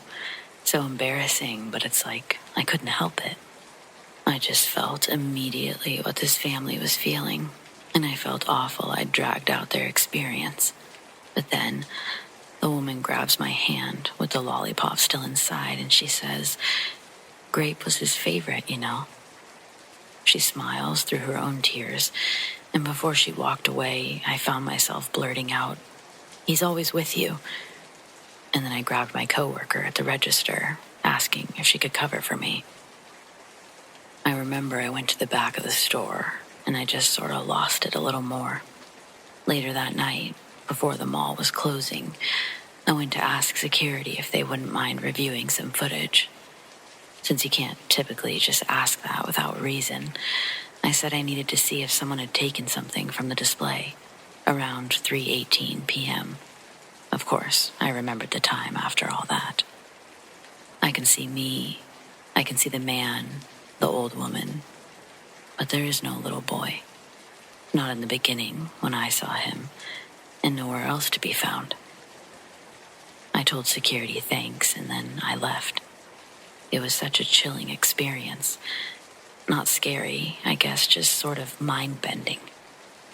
I never saw a photo of the woman's grandson, but I'm just sure that's who I saw.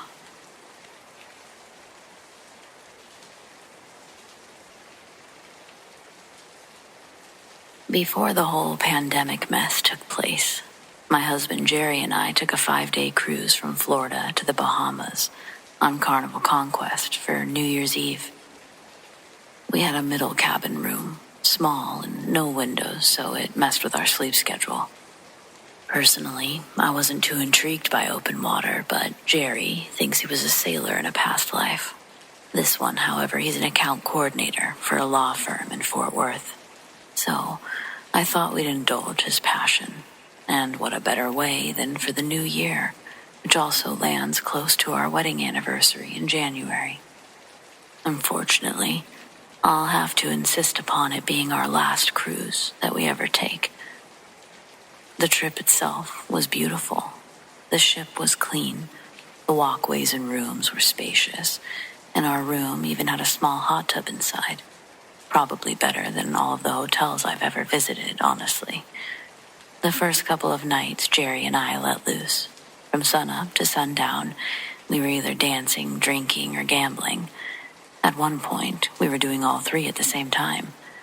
Night 3, it's 1 a.m. We spontaneously decide we'd dress snazzy, go to one of the restaurants for some pirate pizza.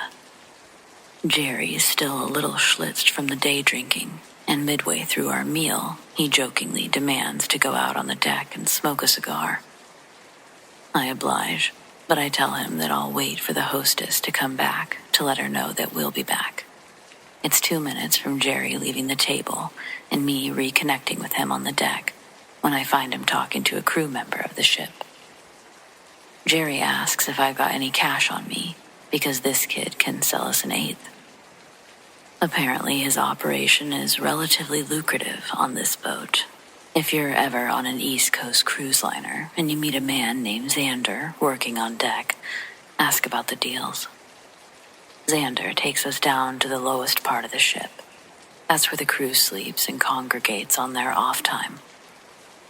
Off the bottom step, Jerry stumbles to the railing, clutching his chest like he's having a heart attack. Xander runs for the emergency phone to call for medical assistance, then hangs up and starts running up and down the hallways looking for help. This leaves me to absolutely lose my mind as my husband slumps further to the floor, balancing on one knee before tumbling into the mixed matched patterns of the lower deck carpet. I roll him on his back and I begin CPR until the doctors arrive. By then, I was sure Jerry had passed. He was unresponsive through my resuscitation efforts, and he remained that way when the doctors threw him on a gurney. The gurney was welded to the back of this golf cart-looking thing. The vehicle wasn't large enough to fit us all, so they left me on the first floor deck. I was in shock.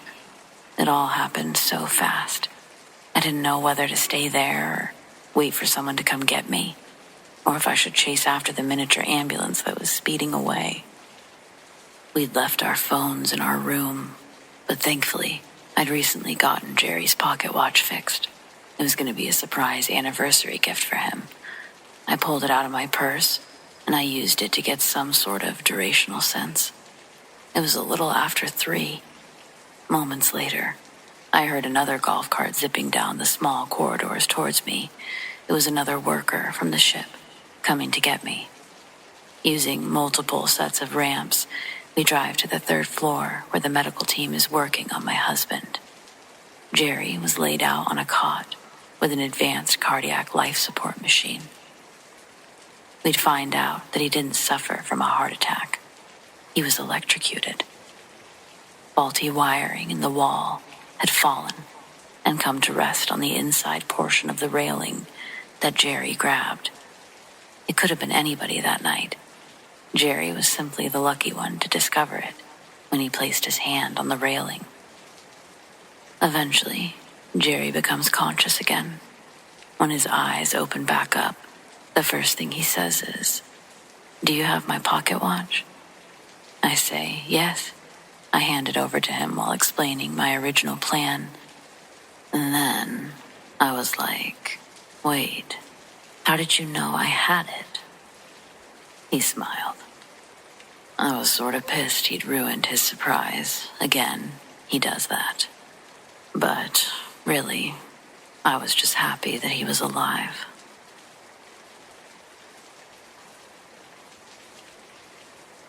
So for quite some time, I've been planning on spending New Year's Eve in downtown Seattle with my family. Or at least I was. I'm not really sure what I'm going to do now exactly. I'm new-ish to the area, having just moved to Seattle from Olympia before Thanksgiving. The Space Needle is just a short drive from my new apartment. I thought it would be really fun to host family and watch the light show this year. I joined a group on Facebook to meet new people. This was back in November. The group was tight-knit and was meant for people that had similar interests. I actually met 3 really great people on there. One who's been planning to join my family this year at the Needle. However, of course there's a however, I also met some creeps, I guess. At least, I can only imagine that they found me through there. I started receiving direct messages from a guy that I didn't know, and to be frank, his profile looked pretty scammy. I wasn't exactly fooled, but I wasn't immediately scared, just annoyed at another scammer. But then, I read the messages that followed, and I was a little bit more concerned. "Hey, Katie, can I talk to you?" "Katie, you're not ignoring me, are you?" "Okay, look, Katie, I have to tell you something. It's really important. Please don't ignore me, or I'll have to show you." Of course, I did ignore them, because I didn't know them. Nothing that any stranger could tell me is going to be that important to my life, right? Well, a couple of days later, I get this message. "Katie, I told you it was important, and you still didn't listen to me. Sorry, but I had to prove to you that I could help you.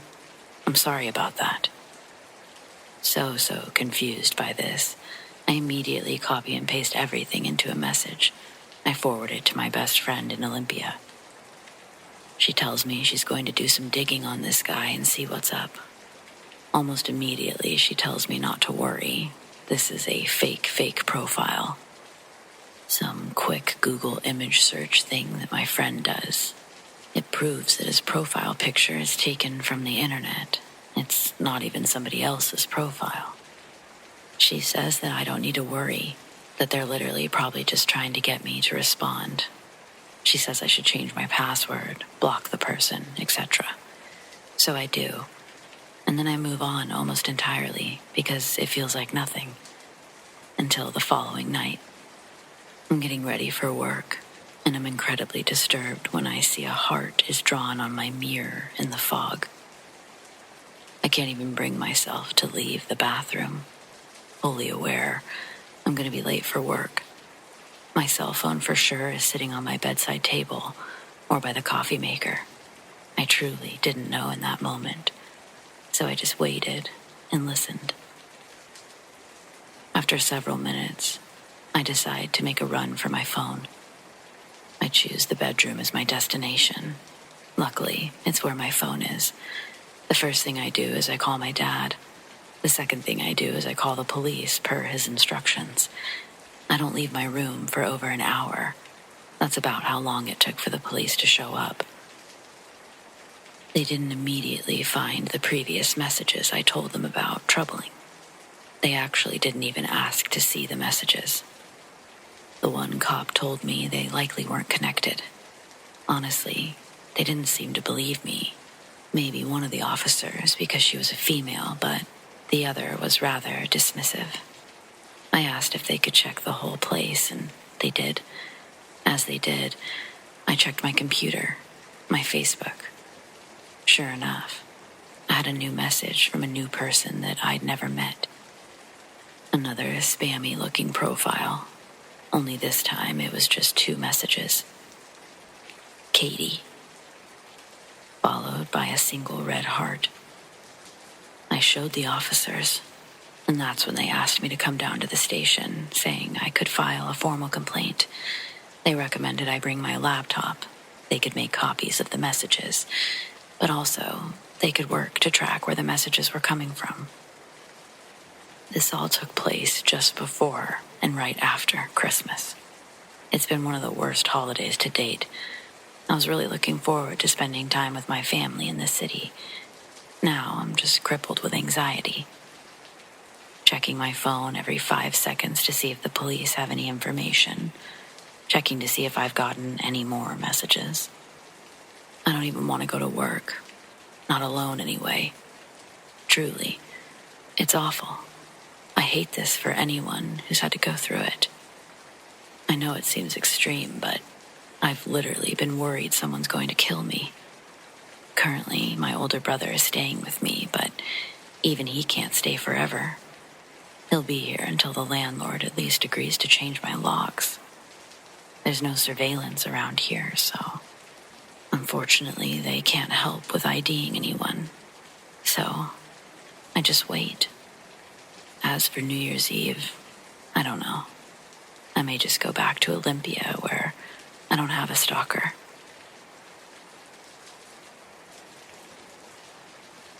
I used to work at a coffee stand while I was in college, and this happened during that unique time between Christmas and New Year's when everything is still busy, but the atmosphere is less stressed and more relaxed.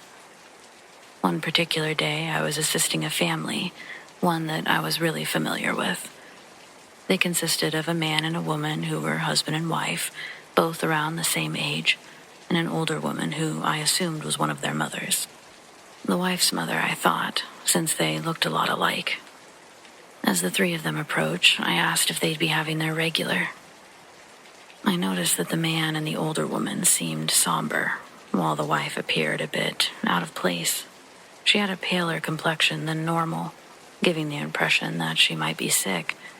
Despite this, she wore a gentle and happy expression.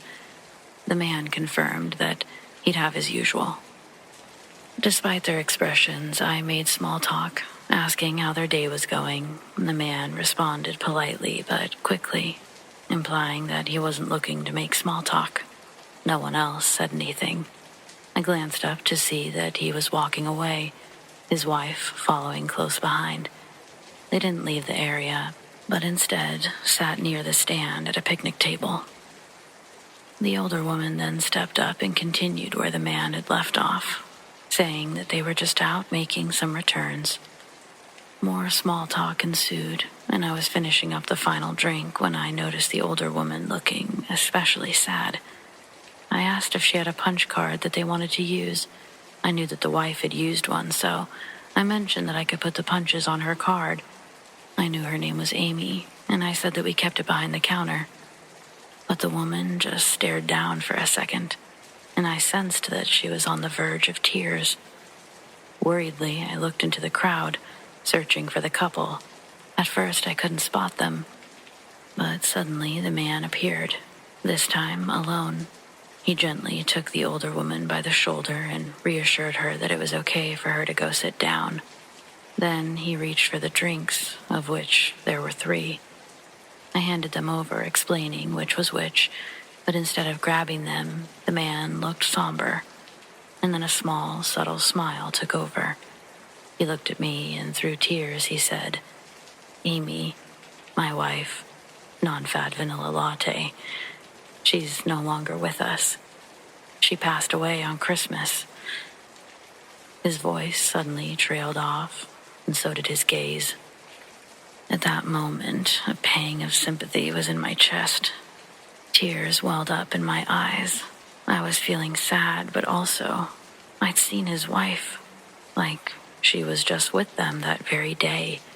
No idea where she was at that moment, but I knew that I'd seen her earlier. Looking at the 3 drinks, I immediately realized I'd done something wrong. I apologized and lowered my gaze. Still visibly shaken, I searched around the store, but I couldn't find the woman to point out. As I thought about how the woman had looked, it suddenly dawned on me what was happening. Feeling a mix of confusion and guilt, I apologized again, but I told him I was sorry for his loss and I thought I'd seen her earlier.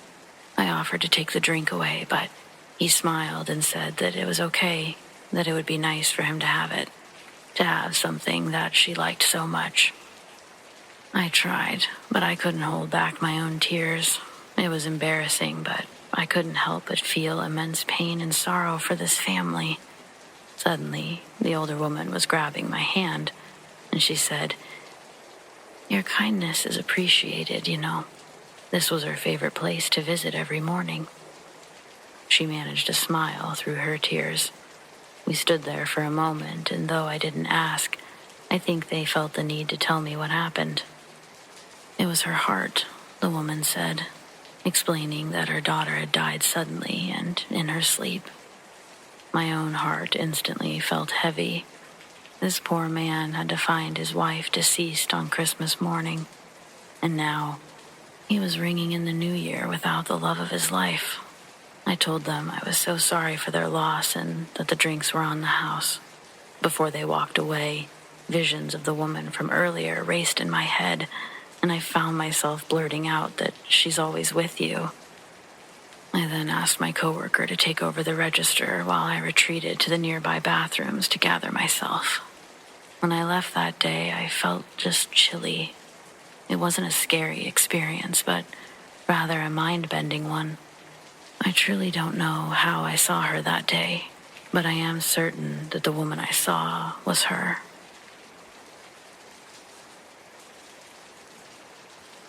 About 10 years ago, I went to a club with a large group of friends for their New Year's Eve party. Everything seemed to be going all right until a couple of my friends tracked me down and said, "There's something wrong with Jimmy. I think he needs your help." Jimmy was and still is my best friend since we were in grade 2. I was taken to the area where he was, and Jimmy was completely out of it. He couldn't function at all, was complaining about chest pains, slurring his words, basically every other symptom that you would mentally check off before calling an ambulance. Thinking that this is just some sort of alcohol poisoning, I tell everyone that we need to get him to the hospital and that I'm calling 911. "No, don't do that," someone in the group says. I look at them like they're crazy, and I'm starting to realize that this might be more than alcohol poisoning. We all took E, and he said it wasn't working, so we gave him more. We don't want to get in trouble. It ends up that these morons let a drunk guy take 3 pills in succession because Jimmy said he couldn't feel anything. Now that I'm dealing with a potential overdose, I definitely call 911. The ambulance comes and takes Jimmy away. A few of us, including some of the people that didn't want to call an ambulance earlier, head to the hospital. By the time we get there, they already have Jimmy strapped down because he's shaking. It appears like he's going to bite his tongue off. The doctor comes and asks us for more information. I tell them everything I know. They say that Jimmy will be all right, but maybe it would be a good idea to let his family know. This kind of felt like a time for you jerks to grow up and accept responsibility kind of move from the doctor. I agreed and said that we would. The friends all say that they can't be there because they know that they'll get shredded by the father, who is a very passionate, relatively old-school Italian man, and they bail. I make the call. "We'll be right there," the groggy, confused voice on the other line says. I'm alone and sitting in a hospital waiting room watching Ryan Seacrest ring in the new year on a shitty TV hanging in the corner. I'm waiting to know what I know will be an epic verbal evisceration from the Italian father. "What are you here for?" a drunk man says to me from across the room. I tell him that my friend isn't feeling well, and I try to curb the conversation as quickly as possible. "My bitch sister broke my arm." The man slurs as he lifts his limp, swollen arm up for me to see. I dropped her heroin, so she hit me with her fake arm. He says this with an almost proud laugh and continues to mumble about it. After that little exchange, I get up and walk around a little bit, but before I can get very far, the entrance doors slide open, and there are Jimmy's mom and dad. The dad storms up to me and starts demanding answers.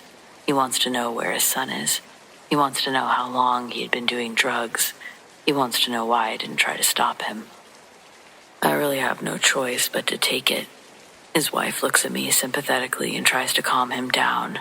The nurse takes the parents to their son's room, and I'm alone again. About 20 minutes go by. The mom comes out and says that everything should be okay, that they're going to stay with Jimmy a little longer, and she apologized for how it all went down. I head home and fall asleep. Later in the morning, Jimmy calls. He apologizes for the situation that he put me in, says his dad wanted to apologize as well. Jimmy decided on his own to kind of stop hanging out with those guys, so he actually still has no idea that the other friends really left him out to dry multiple times that night. I didn't feel the need to tell him. I was just happy he was okay. So yeah, long story short, best friend overdoses on E that friends gave him. Friends tell me not to call an ambulance, I call an ambulance. Friends tell me not to call parents, I call parents. Have an enlightening conversation with a drunk man whose sister broke his arm with a prosthetic appendage over spilled heroin. Best friend's dad verbally destroys me because I'm the only person there to take the fall. Best friend apologizes the next day. Still best friends.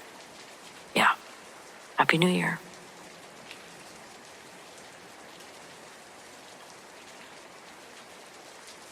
This was New Year's Eve 2 years ago. Absolutely naked guy walks into the bar, and he sat at the bar like there was nothing odd about it. This is a neighborhood bar, but it's a little famous. A lot of famous actors and such pass through because it's been in a lot of movies, and it always has good music. So mostly people are looking at the guy or whatever, just sort of wondering when the cops will show up. But I'm outside looking in because I was enjoying the air over the levee. Big crowd, nobody else being naked and not too drunk yet. But the bartender won't turn around, won't even look at the guy. She's just been standing at the bar, facing the mirror the whole time, acting like she's polishing a glass. And the place is basically full, but she won't even address him. Eventually, she starts sobbing and someone says something to the naked guy and gets a little confrontational. And a couple of the bigger guys help him make up his mind to leave, but he's not apologetic at all. And it turns out that he was the bartender's father. He'd found out that she'd done a porno or something similar, and he was trying to make a point. Yeah, he's on a list now. Not that it matters. Everyone for 3 towns knows who he is after that shit. Unfortunately, the bartender couldn't hold it together for the rest of the night, and that's how we found out the whole thing. It's not exactly my New Year's Eve horror story, but it's somebody's.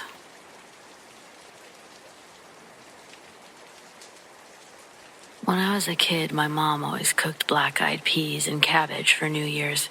It's supposed to bring good luck and money for the coming new year. But since I hate both, I would always drop the food out my window.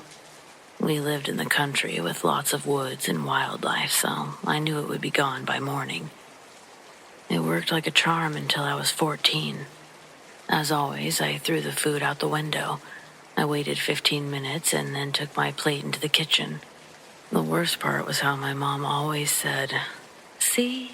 That wasn't such a bad trade, was it?" The disgruntled teen in me was desperate to inform her I hadn't participated in their ritual since I was 7. But that would have just resulted in receiving a fresh plate. I had actually promised myself I would save that pleasure for the New Year's after my 18th birthday, but ironically, this was my final year to throw out the food. After returning to my room, I began playing my Xbox and forgot all about the cabbage and peas until I heard something walking through the snow outside my window. Thinking a possum had already come for the food, I just ignored it. But then there was it was almost like a grunting noise, like an actual pig at a trough. In other words, this definitely wasn't a possum. I went to see what it could be, more curious than scared at this point, and glanced down to see a giant black shape crouch beneath my window. There was just enough light from the moon and the porch to see it greedily shoveling handfuls of food into its mouth. Handfuls. It had hands. It was way too big to be a raccoon. If not for how unnatural it appeared, I would have automatically assumed it was a human. But this thing definitely wasn't human, I swear. For starters, its legs were way too long, and the knees bent into sharp points that stuck out sideways. If you were to crouch down like this, your knees would be at a slight angle, and these were fully pointed out sideways at right angles. Likewise, its elbows seemed to bend inwards, and it made it seem as if it was shoveling food into its mouth with the back of its hand. An involuntary gasp escaped my lips, and it immediately looked up at me, dropping its food. Where its eyes should have been were just two small lights, like someone extracted only the soft glow of two nightlights and inserted them into the monster's eye sockets. It saw me, and I wanted so badly to dive under my bed, but I was frozen in place. The creature sneered at me, showing off its impressive fangs. Its mouth and snout were reminiscent of a wolf's. Then, it stood on its hind legs, and even though the bottom of my window was at least 5 feet high or more, its eyes were now dead even with my own. The light in my room was bright enough that I could now tell that this thing was covered in coarse fur. It looked like the bristles of a wire brush, like it would hurt just to touch it. There's no telling how long we stood there that way. If it hadn't moved, I probably would have remained frozen until the sun rose. But it began sniffing at the air, like it was trying to decide if I smelled tasty. Then it took another step closer, and the spell was finally broken. I screamed and ran from my room, crying for my parents like a little kid. They couldn't understand my words, but something was clearly very wrong. Even if I'd been capable of speaking, I wouldn't have known what to say. Instead, I dragged my dad to my room where I stood in the hallway and pointed to my window. While he went to look, Mom came to stand with me, and I could feel her shaking as well. Dad didn't say anything at first. He just seemed confused, but then he turned on his phone's flashlight to look again. This time he noticeably stiffened and closed my curtains as he stepped away. He said nobody was there anymore and asked if I could describe whoever I saw. I hesitated, not understanding why he assumed I saw a person when I hadn't actually said anything, but all I could do was stutter. My mom was panicking, repeatedly asking what he saw, until he finally said that there were footprints beneath my window, and they were too large to belong to an animal, but the toes were shaped so strangely, too strangely for a human. He wanted to go outside for a closer look, but I became completely inconsolable at the thought. I was fully convinced the creature would kill my dad if he even opened the front door. Thankfully, Mom made him stay inside, and though fresh snow had covered the tracks by morning, Dad found claw marks around my window. He said it looked like a bear had been scratching at it, but we don't have bears around here. I never told them exactly what I saw. I was afraid they'd think I was crazy. Even my dad never admitted exactly what he thought those footprints were shaped like.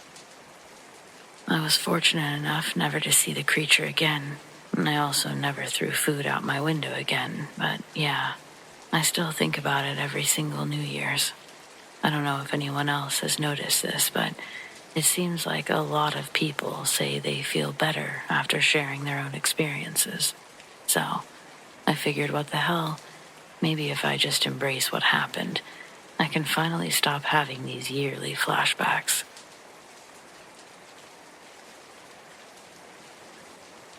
On New Year's Eve 2019, my friends Lacey, Mason, and I decided to have a night out. It was only the second year that we'd been able to do so legally, and we wanted to make the best of it. In retrospect, I'm pretty glad about that, I guess.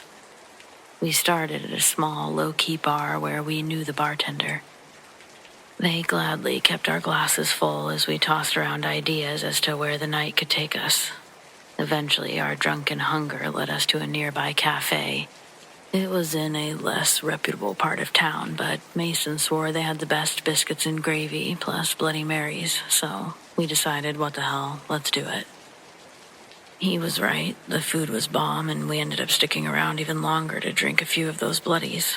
We decided that we needed to get our asses up and out of there or we wouldn't make it past midnight, so eventually Lacey worked on finding us a lift, while Mason and I paid for everything.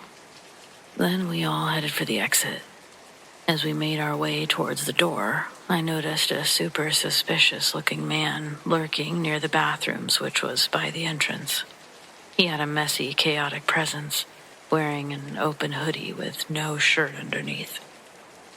He also had on a shabby pair of dirty jeans. It seemed like he was watching us, taking note of our inebriated state. Mostly, his attention was focused on Lacey, and I didn't like that. A wave of unease washed over me, but I realized it wasn't just me.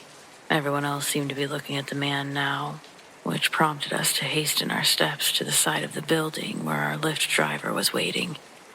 To our dismay, the shady dude began following us from a small distance, about 10 feet away. We sensed it wasn't for any good reason, but within seconds, he reached out for Lacey and managed to grab her arm. Mason tells the guy to fuck off, to which the man lets go of Lacey's arm, but only after leaving clear, visible claw marks on it.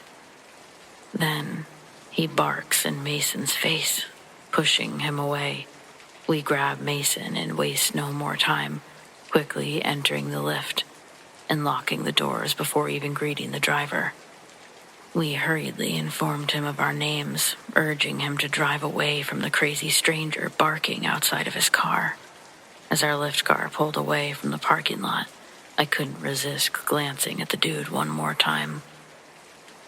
My heart skipped a beat when I noticed that he was now sporting a single glove on his right hand, holding something shiny, waving it, hinting at the possibility that he might have been armed with a gun or a knife. Then the man stood on the other side of a bush, silently observing our departure, or waiting for another unsuspecting victim. We really didn't know. We decided to report the incident to the restaurant. Through hindsight, we should have contacted the police that night to ensure everyone's safety. But we were just happy to get out of there. Later on, we took it upon ourselves to file a report with the police based on the advice we received. I provided them with all the details that I could recall, including my contact information. Everyone else did the same.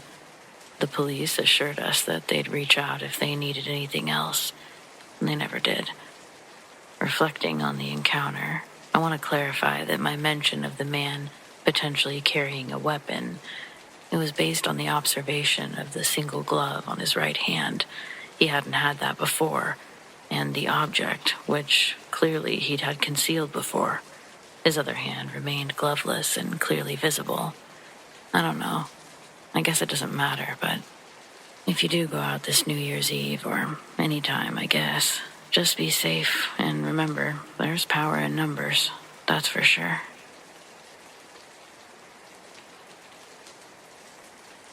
I work at a secluded gas station in the mountains, but I need a change after what happened on New Year's. Ours is the only gas station around, so it's open 24/7, except for Christmas. But even then, we leave the door unlocked, just in case. You really can't be too careful when you're in the middle of nowhere. There's a decent amount of traffic during the warmer months, but we have a small community of locals that keep us afloat through the winter. Our phone line goes down often, and there's no Wi-Fi. But you can usually pick up a couple of bars if you go outside. Unless you have AT&T, then you're probably shit out of luck. I'd been working there for about 2 years before someone actually came in after sunset. She didn't drive up. She just stumbled out of the darkness. It scared the piss out of me. I thought somebody had parked off camera with the intent to rob the place. Instead, it was a young woman. Her boyfriend had kicked her out of his car, but her purse and her phone were left in the back seat. She'd been walking for over an hour. Her face was red, and she was trembling from fear as much as the cold. The coffee seemed to help, and she was able to call her father for a ride. But had we not been open, she would have been frozen out there.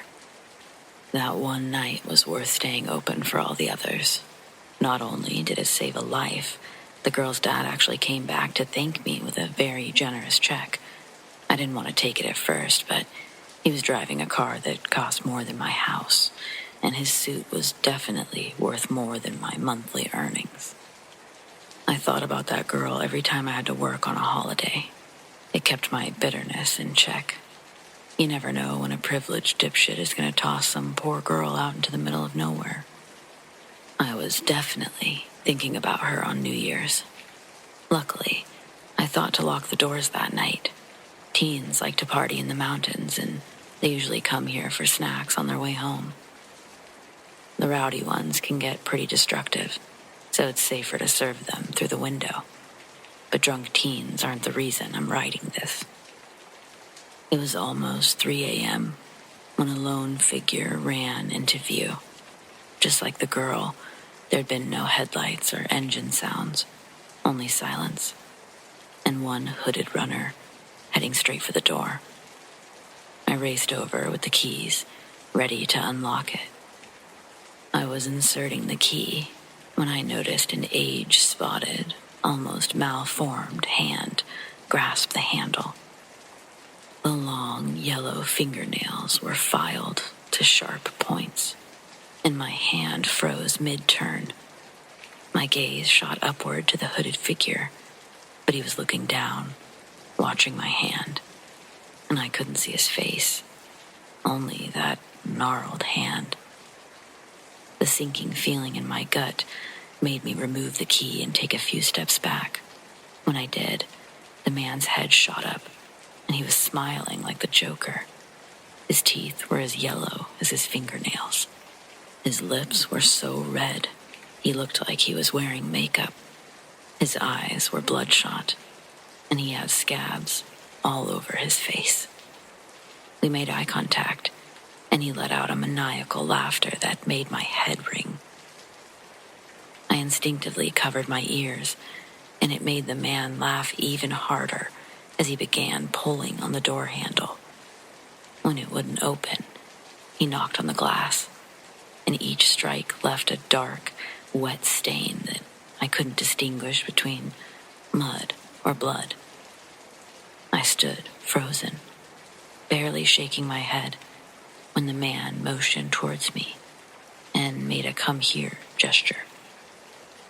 With my refusal, his laughter instantly died, and his smile turned into a menacing scowl. There was no way I could let the guy in, but I couldn't let him freeze to death out there either. I wanted to call the police, but our landline was down. I couldn't get reception inside. My biggest fear was that he might have a gun or try to break the glass. Hoping to placate him, I grabbed a few hand warmer packs, some chips, and drinks. Then I pushed them out the service window, one by one. It has a dipped tray rather than a drawer, so each item was falling to the ground, ready for the taking. The man stopped banging on the door and looked from me to the pile of growing goods. I slowly moved away, my hands in the air, and watched the guy's eerie Joker smile return as he lunged for the fallen items. For a moment, he was crouched too low to see, but I could hear the chips being opened, the hand warmer packs being snapped, When he rose, his pockets noticeably bulged with the other items. Any relief I felt at his acceptance of my offerings was short-lived. He pressed his forehead against the window and stared right at me with that malicious smile, all while shoveling chips into his mouth. Most fell to the ground, but he either didn't notice or didn't care. He just kept chewing, and that wide fucking grin, it never faltered. I was locked in his gaze for longer than I care to admit, but once I finally broke loose, I knew I needed to stay calm. Without turning my back, I grabbed a pack of cigarettes and slowly placed them into the tray. The man's wild eyes darted back and forth between me and the smokes until he finally reached over and snatched them up, but his forehead never left the glass. His laughter stopped and started over again, like he was restarting a song. It started as a low giggle and steadily rose into an ear-splitting cackle. He had to be on something, a bad batch of something. People just don't behave that way. I stole occasional glances at my phone just to confirm that there was still no service. I didn't know what to do.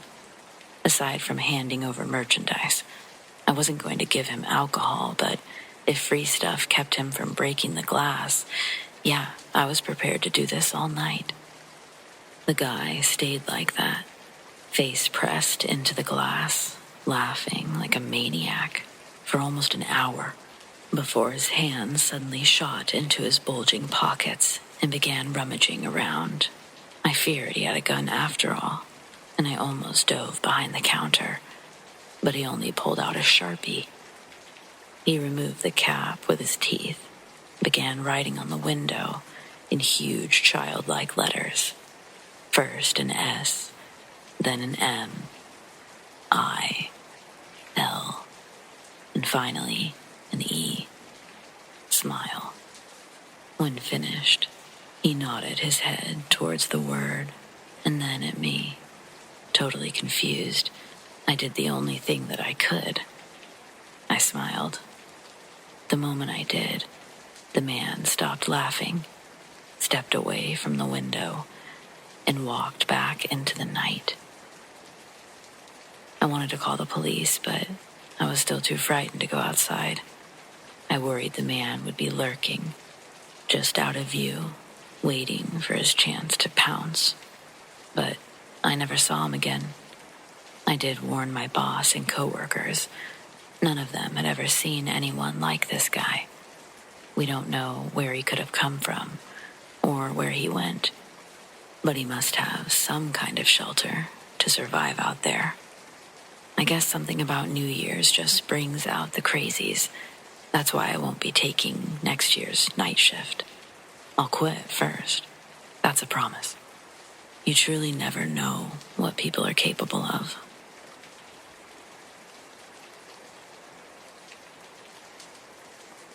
There's no friend who could deliver honest advice more unbiased than an anonymous source. Therefore, my yearning for guidance falls upon you. I'm not big on superstition, and I don't believe in luck. I'm a very traditional girl who believes the world doesn't care if we have a good day or a bad day, and no amount of luck or rabbit feet or four-leaf clovers is going to be able to stop the absurdities of existence, good or bad. That being said, my husband has an aunt who is about 10 or 12 years older than us, and I can confidently say, without a doubt, she has the worst luck I've ever seen.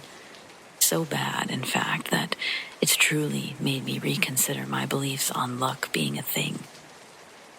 Her name is Hannah, and she's one of the nicest women you'll ever meet, which is why I'm so dumbfounded at the situations she gets herself into.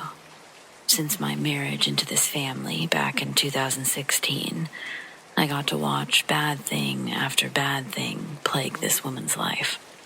Her business goes under because pipes burst in the building, causing damage way out of their insurance price range. 2 marriages, the last one ending in a horrible divorce. Multiple car accidents. Since knowing her, she's totaled at least 2 cars a year. Over a dozen car wrecks in 7 years. One of which I was riding shotgun with her when some guy ran a stop sign, taking off the front of her car. And would you believe that Hannah's airbag didn't deploy? Instead, the windshield caught her antenna, knocking her out cold for a good 30 seconds. I thought she was dead. The accident left a big gash across her hairline that only an expensive ambulance trip and 13 stitches could fix. Watching all of this misfortune has given me a lot of anxiety to hang out with her over the years. I don't know if I'm just tired of seeing her lose all the time, or if I'm afraid to be affected by her tornado. Last New Year's Eve, Hannah wanted to take us to a bar near her place. My husband and I don't have any plans, so we thought, why not? We meet her at a little tavern called Pop Tops. Our plan was to watch the ball drop from there, but it's packed, so we decide to have a drink, but eventually we head to another bar before midnight. Before we leave, Hannah wants to take a girl's picture with me and tells my husband to take it. Her and I get really close together and smile. He takes a couple of pictures with his phone. Then behind me, I hear, "Did you just take a picture of me?" From my husband's expression looking past us, I can tell that he thinks it's a joke, so he gives a fake chuckle and then looks back down at us. Hannah and I get back in our picture pose, but again, the same loud voice starts shouting from behind us. We turn around and there's a very large, very drunk man pointing across the tables at my husband, yelling obscenities. My husband yells back, "Dude, I'm not taking pictures of you." The angry man pushes past us and gets in my husband's face, screaming that he's a Marine and he's just got back from Afghanistan. Then, in a crowded bar, this guy pulls out one of the biggest knives I've ever seen, and he pushes it against my husband's neck, backing him against the wall. Hannah yells something like, "Stand down, soldier," and then runs up to them. Marine looks at her and Hannah starts talking him down. She tells him her late husband was a military man. He committed suicide when he got back from overseas.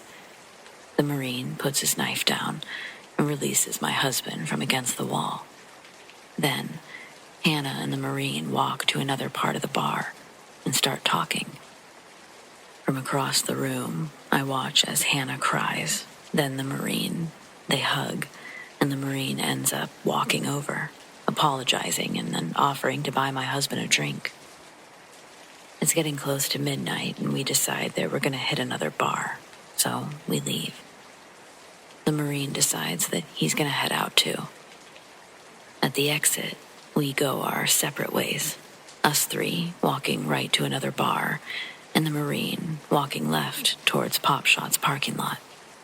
Moments later, we hear a loud motorcycle rev up, heading in our direction.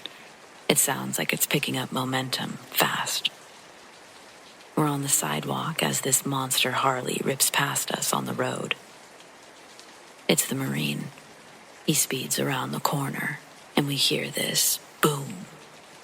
We all go running to the end of the block to see what just happened.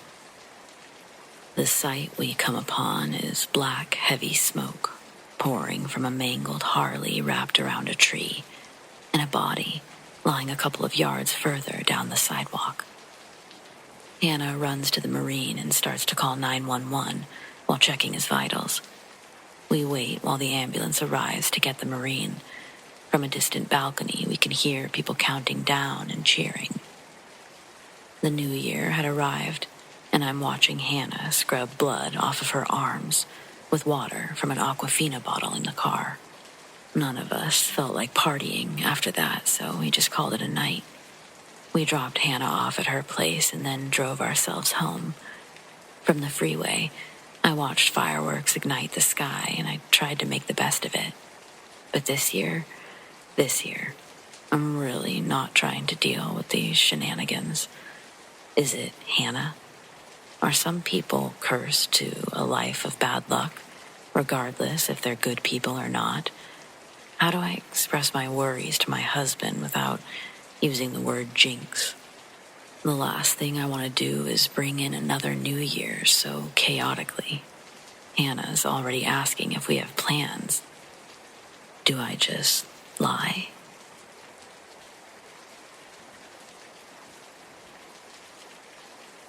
I hate New Year's. Actually, I hate most holidays, but New Year's is the worst. Somehow, my dates always end up kissing someone else at midnight, even the ones I was actually in a relationship with. Last year was my last straw. I'd been dating the same girl for almost 10 months, and for some weird reason I still can't identify, I believed her when she said she loved me. I also believed her when she said she didn't love her husband anymore. They were separated. I know, I'm an idiot. That's fine. I deserve it. If they were separated, they reconciled on New Year's. But that's not the point. The point, my friends, is that I'm done with it. Some people just aren't meant to find love, and that's okay. I decided this would be the year that I changed the pattern and reclaimed New Year's. I skipped everything, even Christmas. I didn't go to any parties. I didn't watch the ball drop in Times Square. I just sat on the couch with enough liquor to make the pain my bitch, and apparently to hallucinate. I turned my phone off to avoid temptation, put on a Hellraiser marathon, and let the whiskey do its job. Also, it's important to know I live in the middle of nowhere. There's no neighbors, no streetlights, just me in the pitch-dark forest. In the 8 years I've lived here, I've never received a single unexpected guest. Until that night. Before the first movie ended, I was well past tipsy and on my way to completely drunk when someone suddenly knocked at the door. It was loud and rushed. I nearly jumped out of my skin. The couch sits on the same wall, and I felt the vibrations with my whole body. I only panicked for a moment before remembering my phone was off. It made sense that someone might come over if there was an emergency, and that thought pushed me into a different kind of panic. Expecting to see a familiar face, I opened the door mid-knock without bothering to ask who's there, but it was nobody. I stepped out onto the porch and everything was still and silent. It just wasn't possible. There's no way that someone could have ran that fast without making a sound. The porch is 20 years old. It groaned just from stepping outside. And I swear, it was mid-knock. There was just no time. I may have been half drunk, but I wasn't that out of it. Being out there was giving me the creeps, so I hurried back inside, made sure everything was locked. I stopped drinking and made a pot of coffee, too. By the time I'd settled down with my first cup, I was almost convinced I imagined the knocking after all. Maybe I'd been drifting off. That's when it happened again. This time, I remained in my seat, sipping and waiting. The knocking continued, slightly louder with each round. I know I wasn't imagining it. I turned my phone on as I quietly approached the door, but there were no missed calls or messages, and it was 11. So who would be out here? My heart dropped into my stomach as I recalled countless hours of true crime podcasts and realized the only possible explanations were of the nefarious variety. Someone was messing with me. Someone who probably wanted me to wander beyond the safety of my doorway. But that wasn't happening. The coffee was helping, but the fear is what really sobered me up. I dialed 911 and left my finger on the call button before looking out the peephole. But it was pitch black out there. I thought I saw a shadow outline of someone tall, bulky, but it could have just as easily been my paranoid imagination. It was just too dark to be certain, and everything was happening so fast. No more than 20 or 30 seconds passed from the first knock to the last. It ended the very instant I reached over and flipped on the porch light. I never even looked away from the peephole. Everything just fell silent in the same second that I saw no one was there again. My door is centered on the porch. There's 12 feet on each side and 16 feet out. Even if someone could jump at the exact right moment, they would never make it before I saw them. I couldn't call the police and say nobody is pounding on my door, and I didn't want to call my family. They would have just thought I finally snapped. I'd probably still be in a psych ward. I didn't know what to do, so I went back to drinking my coffee. The more I sobered up, the more I wondered if maybe I had snapped. Maybe I should have called my dad. I stared at his number, trying to work up the courage to press call, when I noticed the no service symbol at the top. That was a fairly rare occurrence. It never lasted more than a couple of minutes. But even when I restarted the phone, there was still no service. It was 11:55 by then. I didn't give a shit about New Year's anymore. I just wanted to go to bed. But I was too frightened of waking up to the sound of those damn knocks. The coffee was running straight through me. I wanted to avoid going to the restroom because I knew the knocking would start back the moment I did. But I was wrong about which door. I shut the bathroom door behind me, and the very second I began to relieve myself, bam, bam, bam. And that's when I screamed. No one else was supposed to be in my house, but someone was banging on that door hard enough to make it shake in its hinges. Luckily, I was in the best possible place for my bladder to void itself. I didn't have a choice. I couldn't stay locked in my bathroom all night with that incessant banging, so I grit my teeth, ripped open the door, and whimpered at absolutely nothing. Then, as I stepped into the hallway, a blast of cold air rushed through me, and my heart stopped as I heard the sound of a New Year's party fill my home. I was so shocked, I didn't realize what happened until I saw the TV on and at max volume. It showed the ball dropping in Times Square. I rushed to turn it off, but the power button wasn't working. I had to unplug it. This was genuinely the most terrifying night of my life. Nothing else happened after that, but I stayed awake all night, dreading what would happen next. Maybe I really am just cursed when it comes to New Year's. The craziest thing that's personally been experienced or witnessed by me was New Year's Eve 2004. I was 15 and it was just me and my grandma Lo, who's no longer with us. We were at the house. She's bedridden at this time, but still lucid. Around 10 p.m., I turn all of our TVs to the Dick Clark's New Year's Rockin' Eve special. After turning my grandma's TV to the station, she wished me a Happy New Year, saying she wasn't sure she'd be able to keep her eyes open much longer. I knew she was a bit disappointed that year because Regis Fieldman was going to be stepping in for Dick Clark due to his stroke. I wished her a Happy New Year, and then I retreated to the living room where Dick Clark was also playing. Both of my parents were at a friend's New Year's Eve party, so I was at home mainly by choice, but also just in case of an emergency. I could dial 911 for my grandma, or she could dial it for me using her 911 emergency button, which was attached to her bed. Another button on her bed, the left-hand side, activated what I called her little call bell. This button was attached to wires, which connected at the ceiling of the home, and bells were attached to the wires, so that if she pressed the button, it would alert someone, regardless what room of the home they were in. Also, this button, it wasn't one that she could accidentally bump due to its positioning off to the side. Later that night, I was still in the living room, reading, with the New Year's Eve special playing in the background, when my grandma rang her little call bell. I looked at the TV, and I noticed it was already 11:56, so almost a couple of hours since I was last in her room.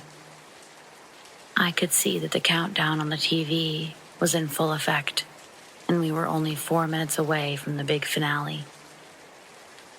As I walked down the small hallway from the living room to her room, I had the weirdest sensation, almost like the strongest sense of déjà vu you could have, but nothing actually seemed familiar yet. I heard my grandma say, I made it. Get in here. it sounded like her, absolutely, but she sounded almost too far away. Slightly confused why she sounded like that, I picked up the pace. But as I rounded the corner, my grandma was laying in bed, and she didn't look like she was awake. Her TV was on, but it seemed like the time was off, since the countdown still showed over an hour. Maybe she changed the channel, and it's replaying on some other station. At least that's what I thought as I walked over to her saying, "Grandma?" But it was clear she had somehow already dozed off. I leaned over. She was definitely breathing. I thought to myself, wow, she fell back asleep super quick. Even though it all felt a bit strange, I wasn't sure what to make of it, so I then retreated back to the living room. I sat down on the couch and started to feel strange, sort of like I had in the hallway just moments before I was back on the couch. I thought, why does it feel like I've been here before? I looked for the remote, expecting it to be where I had last placed it, on the arm of the couch. But instead, it was in this weird position on the coffee table, where I had balanced it on a coaster to spin it around, almost an hour ago. Weird. But I just told myself I need to go to bed or something. I looked at the TV. The time was wrong on this one, too. It showed that there was over an hour before midnight, and that it was 10:56. Regis Philbin was on the screen again, rambling about the noisy, rowdy crowds, which he'd also done an hour ago. I grabbed the remote from the coaster, and I went through the channels in the TV guide. It was still showing 10:56. I went to the kitchen, and the clocks showed 10:56, and then 10:57. But nothing was showing me 11:56, as it just had. All of the clocks were showing the same time, and I had no idea what the heck was going on. The next hour, I spent intently watching the special. Not like I had before, but really watching it, not reading my book. Philbin was either repeating himself, or I was hearing the same things I had been hearing for an hour. Ashley Simpson. Maybe she'd performed twice since she was all over the show anyways, but the same song, the same performance? No. I try to prove myself wrong, but then, eventually, the real 11:56 hits. And I just know that my grandma's little call bell is going to go off. So I stand up and I start walking towards my grandma's room. I freeze in the hallway, and I have the same feeling. But this time, I know what's familiar.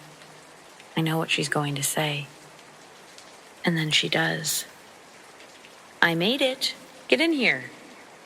Only when she says it now, it sounds right. It sounds like she's just inside the room, not far away as it did earlier. I round the corner, but this time she's sitting up in bed, excited to see me and waving me over.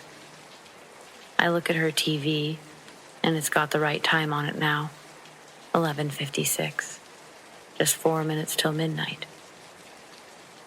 I calmly ask my grandma, Do you remember calling me in here earlier, saying the same thing? She told me no. She thought she'd fallen asleep almost the moment I left her room earlier, which was when I put the special on her TV hours ago. I didn't bother elaborating on what had happened as to not confuse her, but I was definitely internally freaking out. We watched the ball drop, and shortly after, my grandma fell asleep. I wasn't feeling so tired. Instead, I waited for my parents to get home, and once they were in bed, I felt like I could finally fall asleep. To this day, I'm still not sure what happened. Did I have a weird psychic experience? Or was this some weird glitch? Anyone else experience anything strange on December 31st, 2004? Because this absolutely happened to me, but it never did happen again. I don't know if this counts as a glitch, but I've got no other explanation for this one. Also, when researching my own experience, I found that mine isn't the only one to involve butter. Yeah, that's right. Straight up cow's milk butter. Okay, anyways, here's what happened and when it happened. The year is 2008, New Year's Eve, Jacksonville, Oregon. Small place west of Medford, Oregon. Present at the time of the event is me, my little sister, and our cat. We're getting ready to make chocolate chip cookies like we do every year on New Year's Eve. And we're waiting for our mom to get home from the store with the noisemakers, sparkling cider, etc. She's taking forever. I tell my sister that mom's going to be home soon. Let's not start yet, blah, blah. She's temporarily very disappointed, then turns and asks if we can watch the Polar Express for the umpteenth time, because she's 7 and doesn't know real struggle. I put on the movie and then I go back to the kitchen to grab my charger. It's sometime after 5 and my mom calls, asking me to make sure the butter is soft enough. If it's not, she'll pick up more and warm it in the car. My mom and her cookies, man. She's serious. The butter has been on the counter since she made me take it out that morning at breakfast. So, all day. I essentially make eye contact with the butter. I touch it, ever so lightly, and I let her know the butter was plenty soft. And then I tell her she better hurry home if she wanted to micromanage this whole operation. She pretends to laugh. I laugh for real. I turn around and I walk back to the living room. We hang up. Then I realize, with the excitement of making myself laugh, I forgot my charger in the kitchen. I spin around, go to grab the charger, and I realize the butter is gone. It's not even possible. I think I must be looking at the wrong counter or something. So I turn and I look all over. I look on every counter, and it's just nowhere to be found. Fridge? No. I go to my sister. I check all around her, even though I know it's not even possible, unless she's a ghost or something. Eventually, I look inside of every cupboard, every drawer, every crevice. I even check the trash. My cat was sleeping the entire time in the living room, which is where my sister was. And I was, well, this whole story tells you where I was and what I did. Eventually, I called my mom to tell her to grab butter. At first, she was pretty pissed. Thought I was lying initially. She was a skeptic until she saw me face to face. She saw how relentless I was at trying to find it, and my sister too. We never found the butter.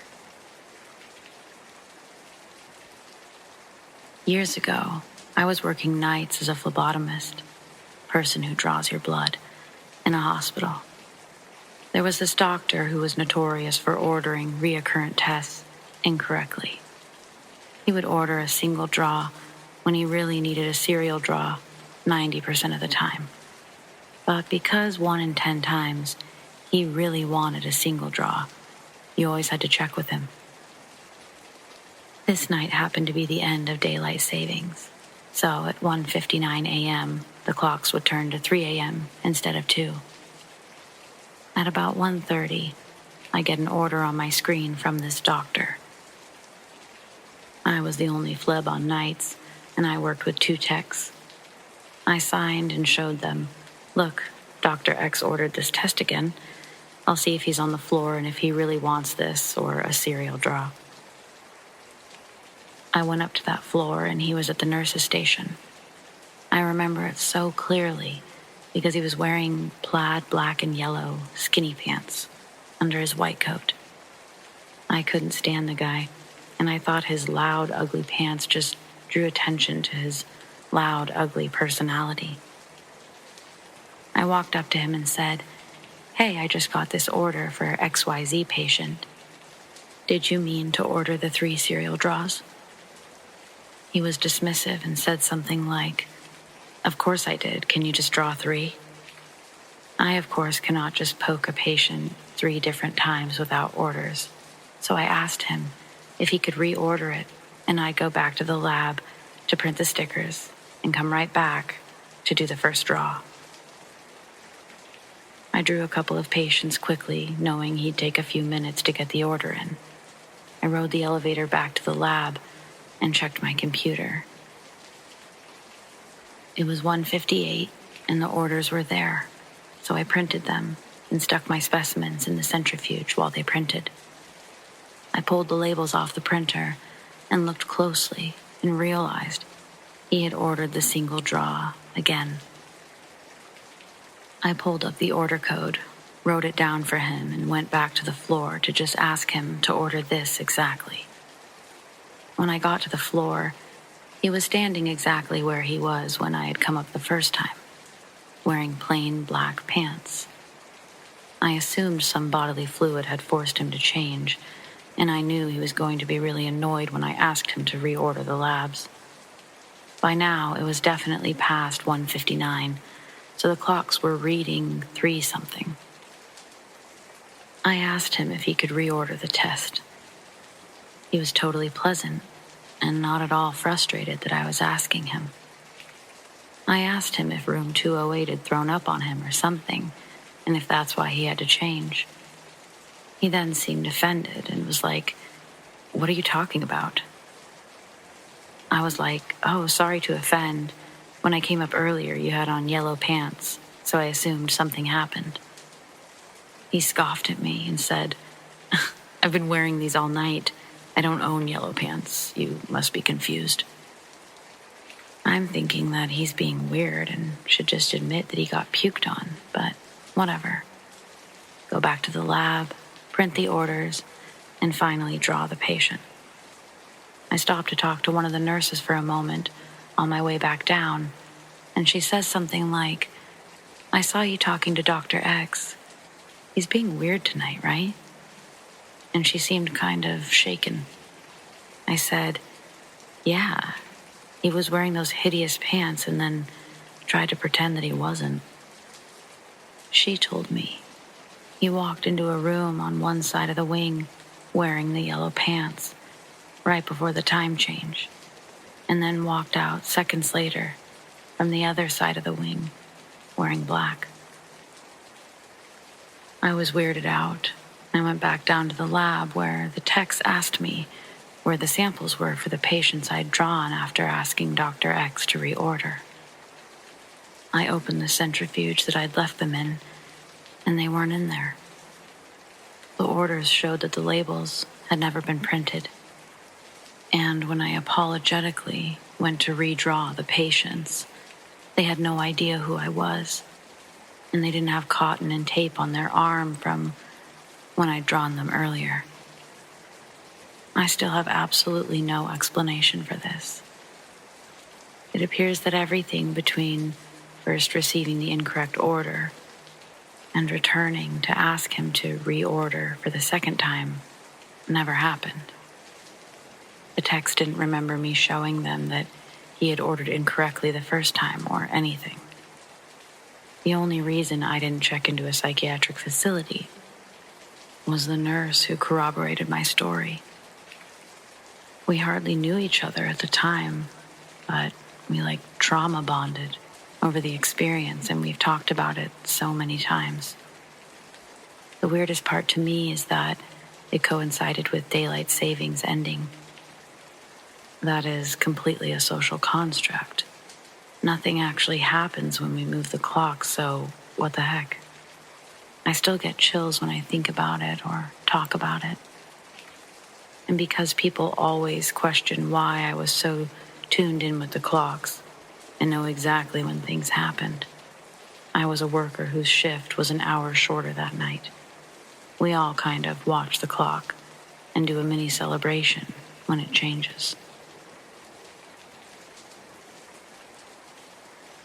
Back in 1998, I took a road trip with a good friend at the time from our hometown in Springer, New Mexico. Our destination was Las Vegas for a New Year's Eve party. The drive was a good 11, 12 hours, and it was one that we'd never done before, at least not alone. We left early on the morning of the 30th, knowing that we could make it to Vegas by that night if we just drove the whole way through. On the way out of town, we stopped to grab some snacks, some gas, some water, and then we thought, what the heck, let's buy ourselves a map too. It was about 20 minutes or so of driving that my friend suggested I pull out the map and get a sense of the best route. We already had our eye on I-40, but there was the possibility of staying on I-25 the whole way through. We decided we'd figure it out once we got to Santa Fe. I ended up dozing off for a bit, and I had a weird dream that I was in the car like I was, but we were driving in the opposite direction, back towards home. My friend woke me up and we were sitting outside of a gas station. The cross street read, Old Las Vegas Highway. So I knew we'd made it to Santa Fe or possibly further. While my friend went inside, I stayed in the car and decided to examine the map some more. Growing up in New Mexico, we learn a lot about Native American culture in school. It's also a huge part of the culture in general, especially as you travel inland toward the Apache and Navajo Indian reservations. We wanted to go this way on the way out of town for shopping, to visit the trading posts, and to visit St. Michael's. St. Michael's was known for having a lot of shops and a neat tourism center. So the map essentially shows me that we'll be going through both of these reservations, or at least one of them, depending which way we take.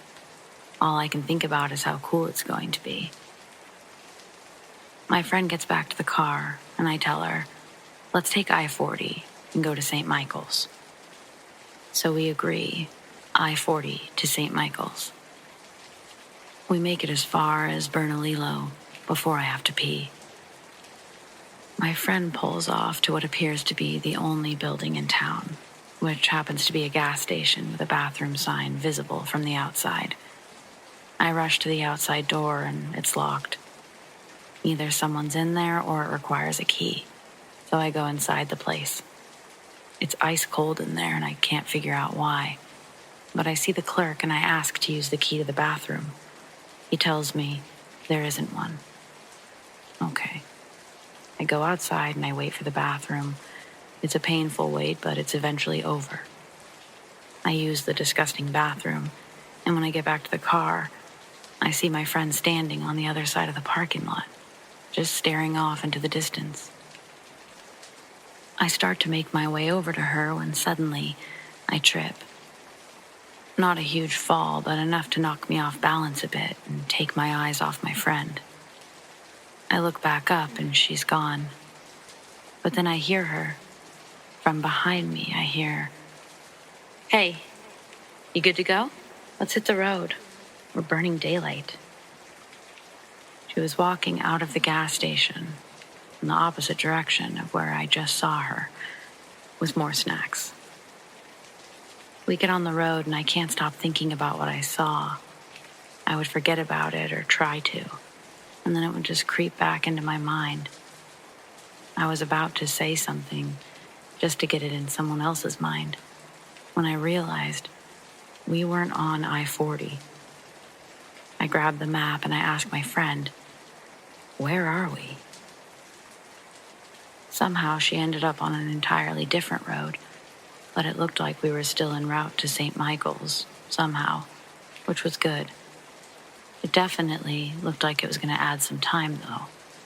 So I let her know and we agreed to just move forward. After about an hour on the road, we needed gas. It became clear that we were basically driving through a lot of nothingness. So we hoped gas was close. Just before we thought we might run out of gas, we reached a town called Farmington. My friend got gas and I talked to the clerk, asking him to give it to me straight. What's the best and fastest way to St. Michael's? He basically draws a straight line down on the map from where we are, and he says that's the way that we need to go, but that we shouldn't, that the timing isn't right. I ask him to elaborate. He doesn't. So I'm uncomfortable with the advice, but I decide to go tell my friend anyways and see what she thinks. When I walk out to the car, I notice she's no longer pumping gas, so I hop in the car. I start to tell her about our options and the creepy message from the clerk. But I notice that my friend is shocked to see me, almost scared. So I ask her, "What's up?" "I don't think we should go to Vegas anymore." I ask her, "Why?" She has a hard time saying it, but eventually she does.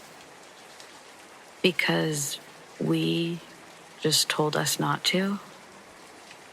I wasn't entirely sure what she meant by that. I hadn't even gotten as far as telling her about the clerk. So I asked her, "What do you mean?" She told me that while she was pumping gas, she was facing the road, not the store. She said she swore she saw someone, maybe 2 yards away, that looked to be wearing my exact outfit. And in that same moment, she heard my voice, and then her voice from the other side of the car. "I don't think we should go to Vegas. Yeah, we need to turn around." She turned around to face that direction. I was inside the store, still talking to the clerk.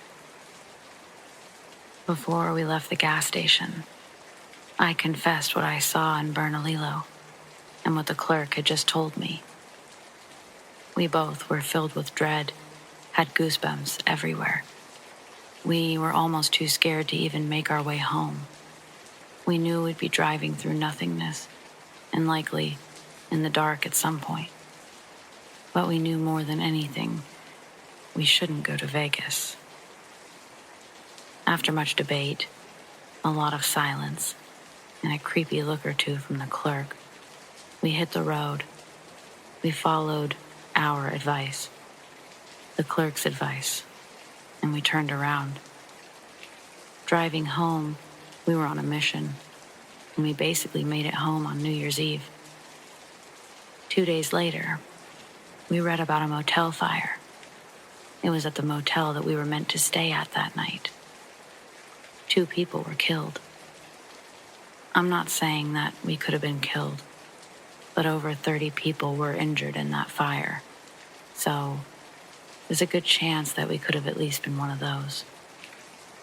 I'm not sure what you'd call an event like this, but it's never left my mind, and I still have yet to go to Vegas for some reason.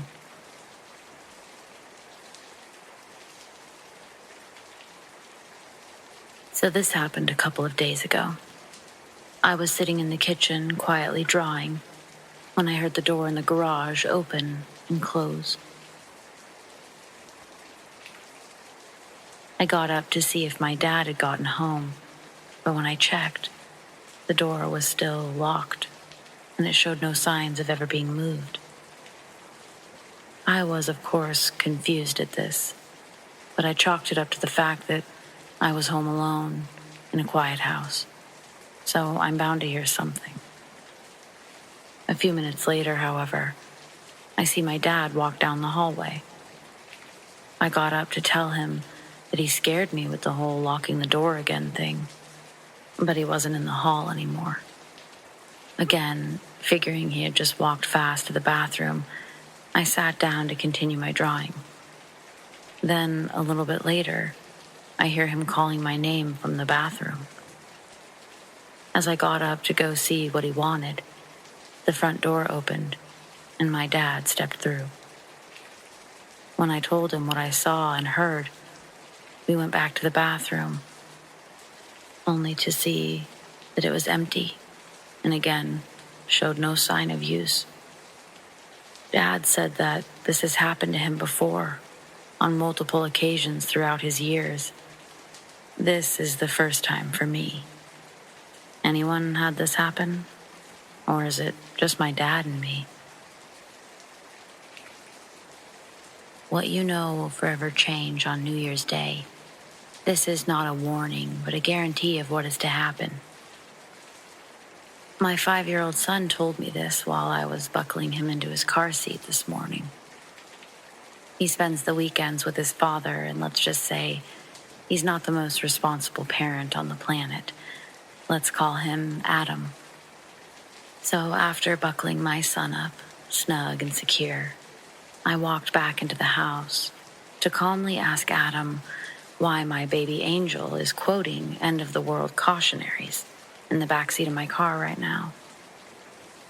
I was seriously about ready to call our mediator, but Adam promised me that he doesn't know where our son picked it up from. Adam's girlfriend, who we'll call Tina, steps onto the porch and says, "I swear, I wouldn't let that happen. Little man started saying it at breakfast." Tina also said that she walked into his room this morning to wake him up, but he was already awake, standing in the dark. When she turned on the light, he bent his head and gave her a really weird, side-eyed glare. Calling his name surrendered no reply. Apparently, it wasn't until she clapped her hands in front of his face when he snapped out of it. He then gave her the same message of impending doom, verbatim. And yeah, how could such precise choosing of words by a 5-year-old not get burned into your memory? Tina then asks my son, "What will change?" "Our time here," he answers. Tina says, "Here's the kicker. I say, 'Who told you this?' And he says, 'Past Mommy.' Naturally, Tina thought he was talking about me, so out of respect, she dropped it. Some people tell their kids crazy things to behave. So with that, I reassure Tina that I'm not an apocalypse conspiracy theorist, and I head back to the car. During our drive home, I decided to inquire more about who this past mommy is. He says that she was the mom before me. I'm like, what?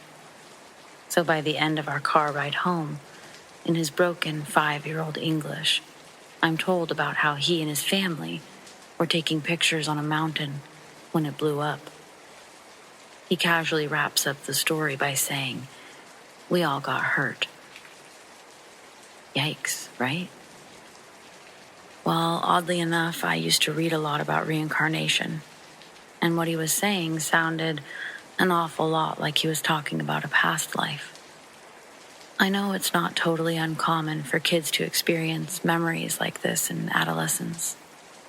That part of the story oddly didn't unsettle me, but past mommy sticking around, that's a little bit too much. I go, "How much do you see past mommy?" "All the time," he says. "Okay, and what did she tell you today?" What you know will forever change on New Year's Day. This is not a warning, but a guarantee of what is to happen. And what does that mean? I ask. He just shrugs and says, I don't know. So, I just don't really know. What do I do about this? It's a whole lot to unpack, and I'm still trying to get him to learn the alphabet.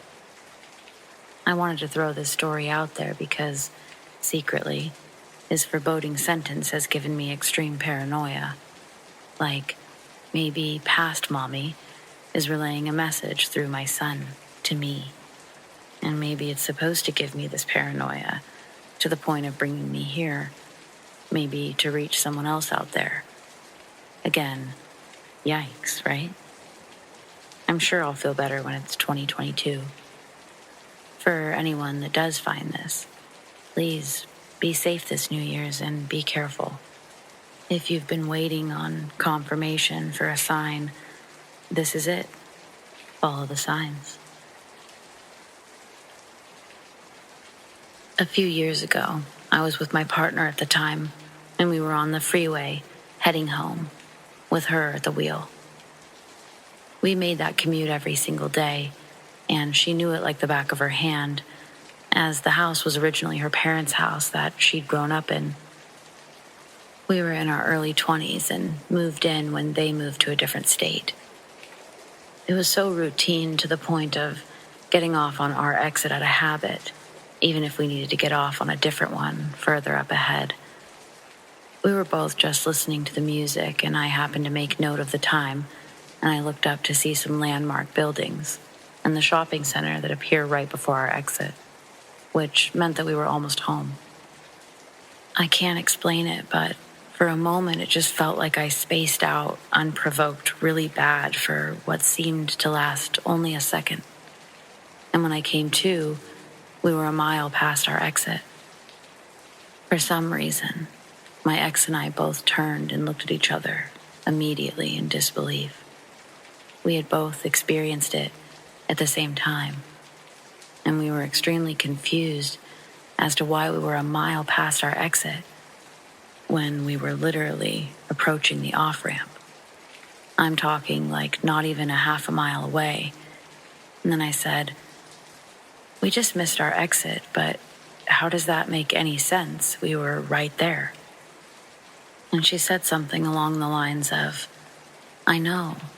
I was getting ready to get onto the off-ramp lane when what the hell just happened? I looked at the clock again and it was still the same time. Usually it takes 2 minutes to get to the following exit, so it's not like we had both managed to space out and miss the exit to the point of approaching the next one. Time-wise, it should have been 2 minutes past what I saw right before our exit, but it was the same. We couldn't get over it the whole night. We talked for hours about what could have happened, but ultimately settled on a glitch. To this day, I remember that moment vividly.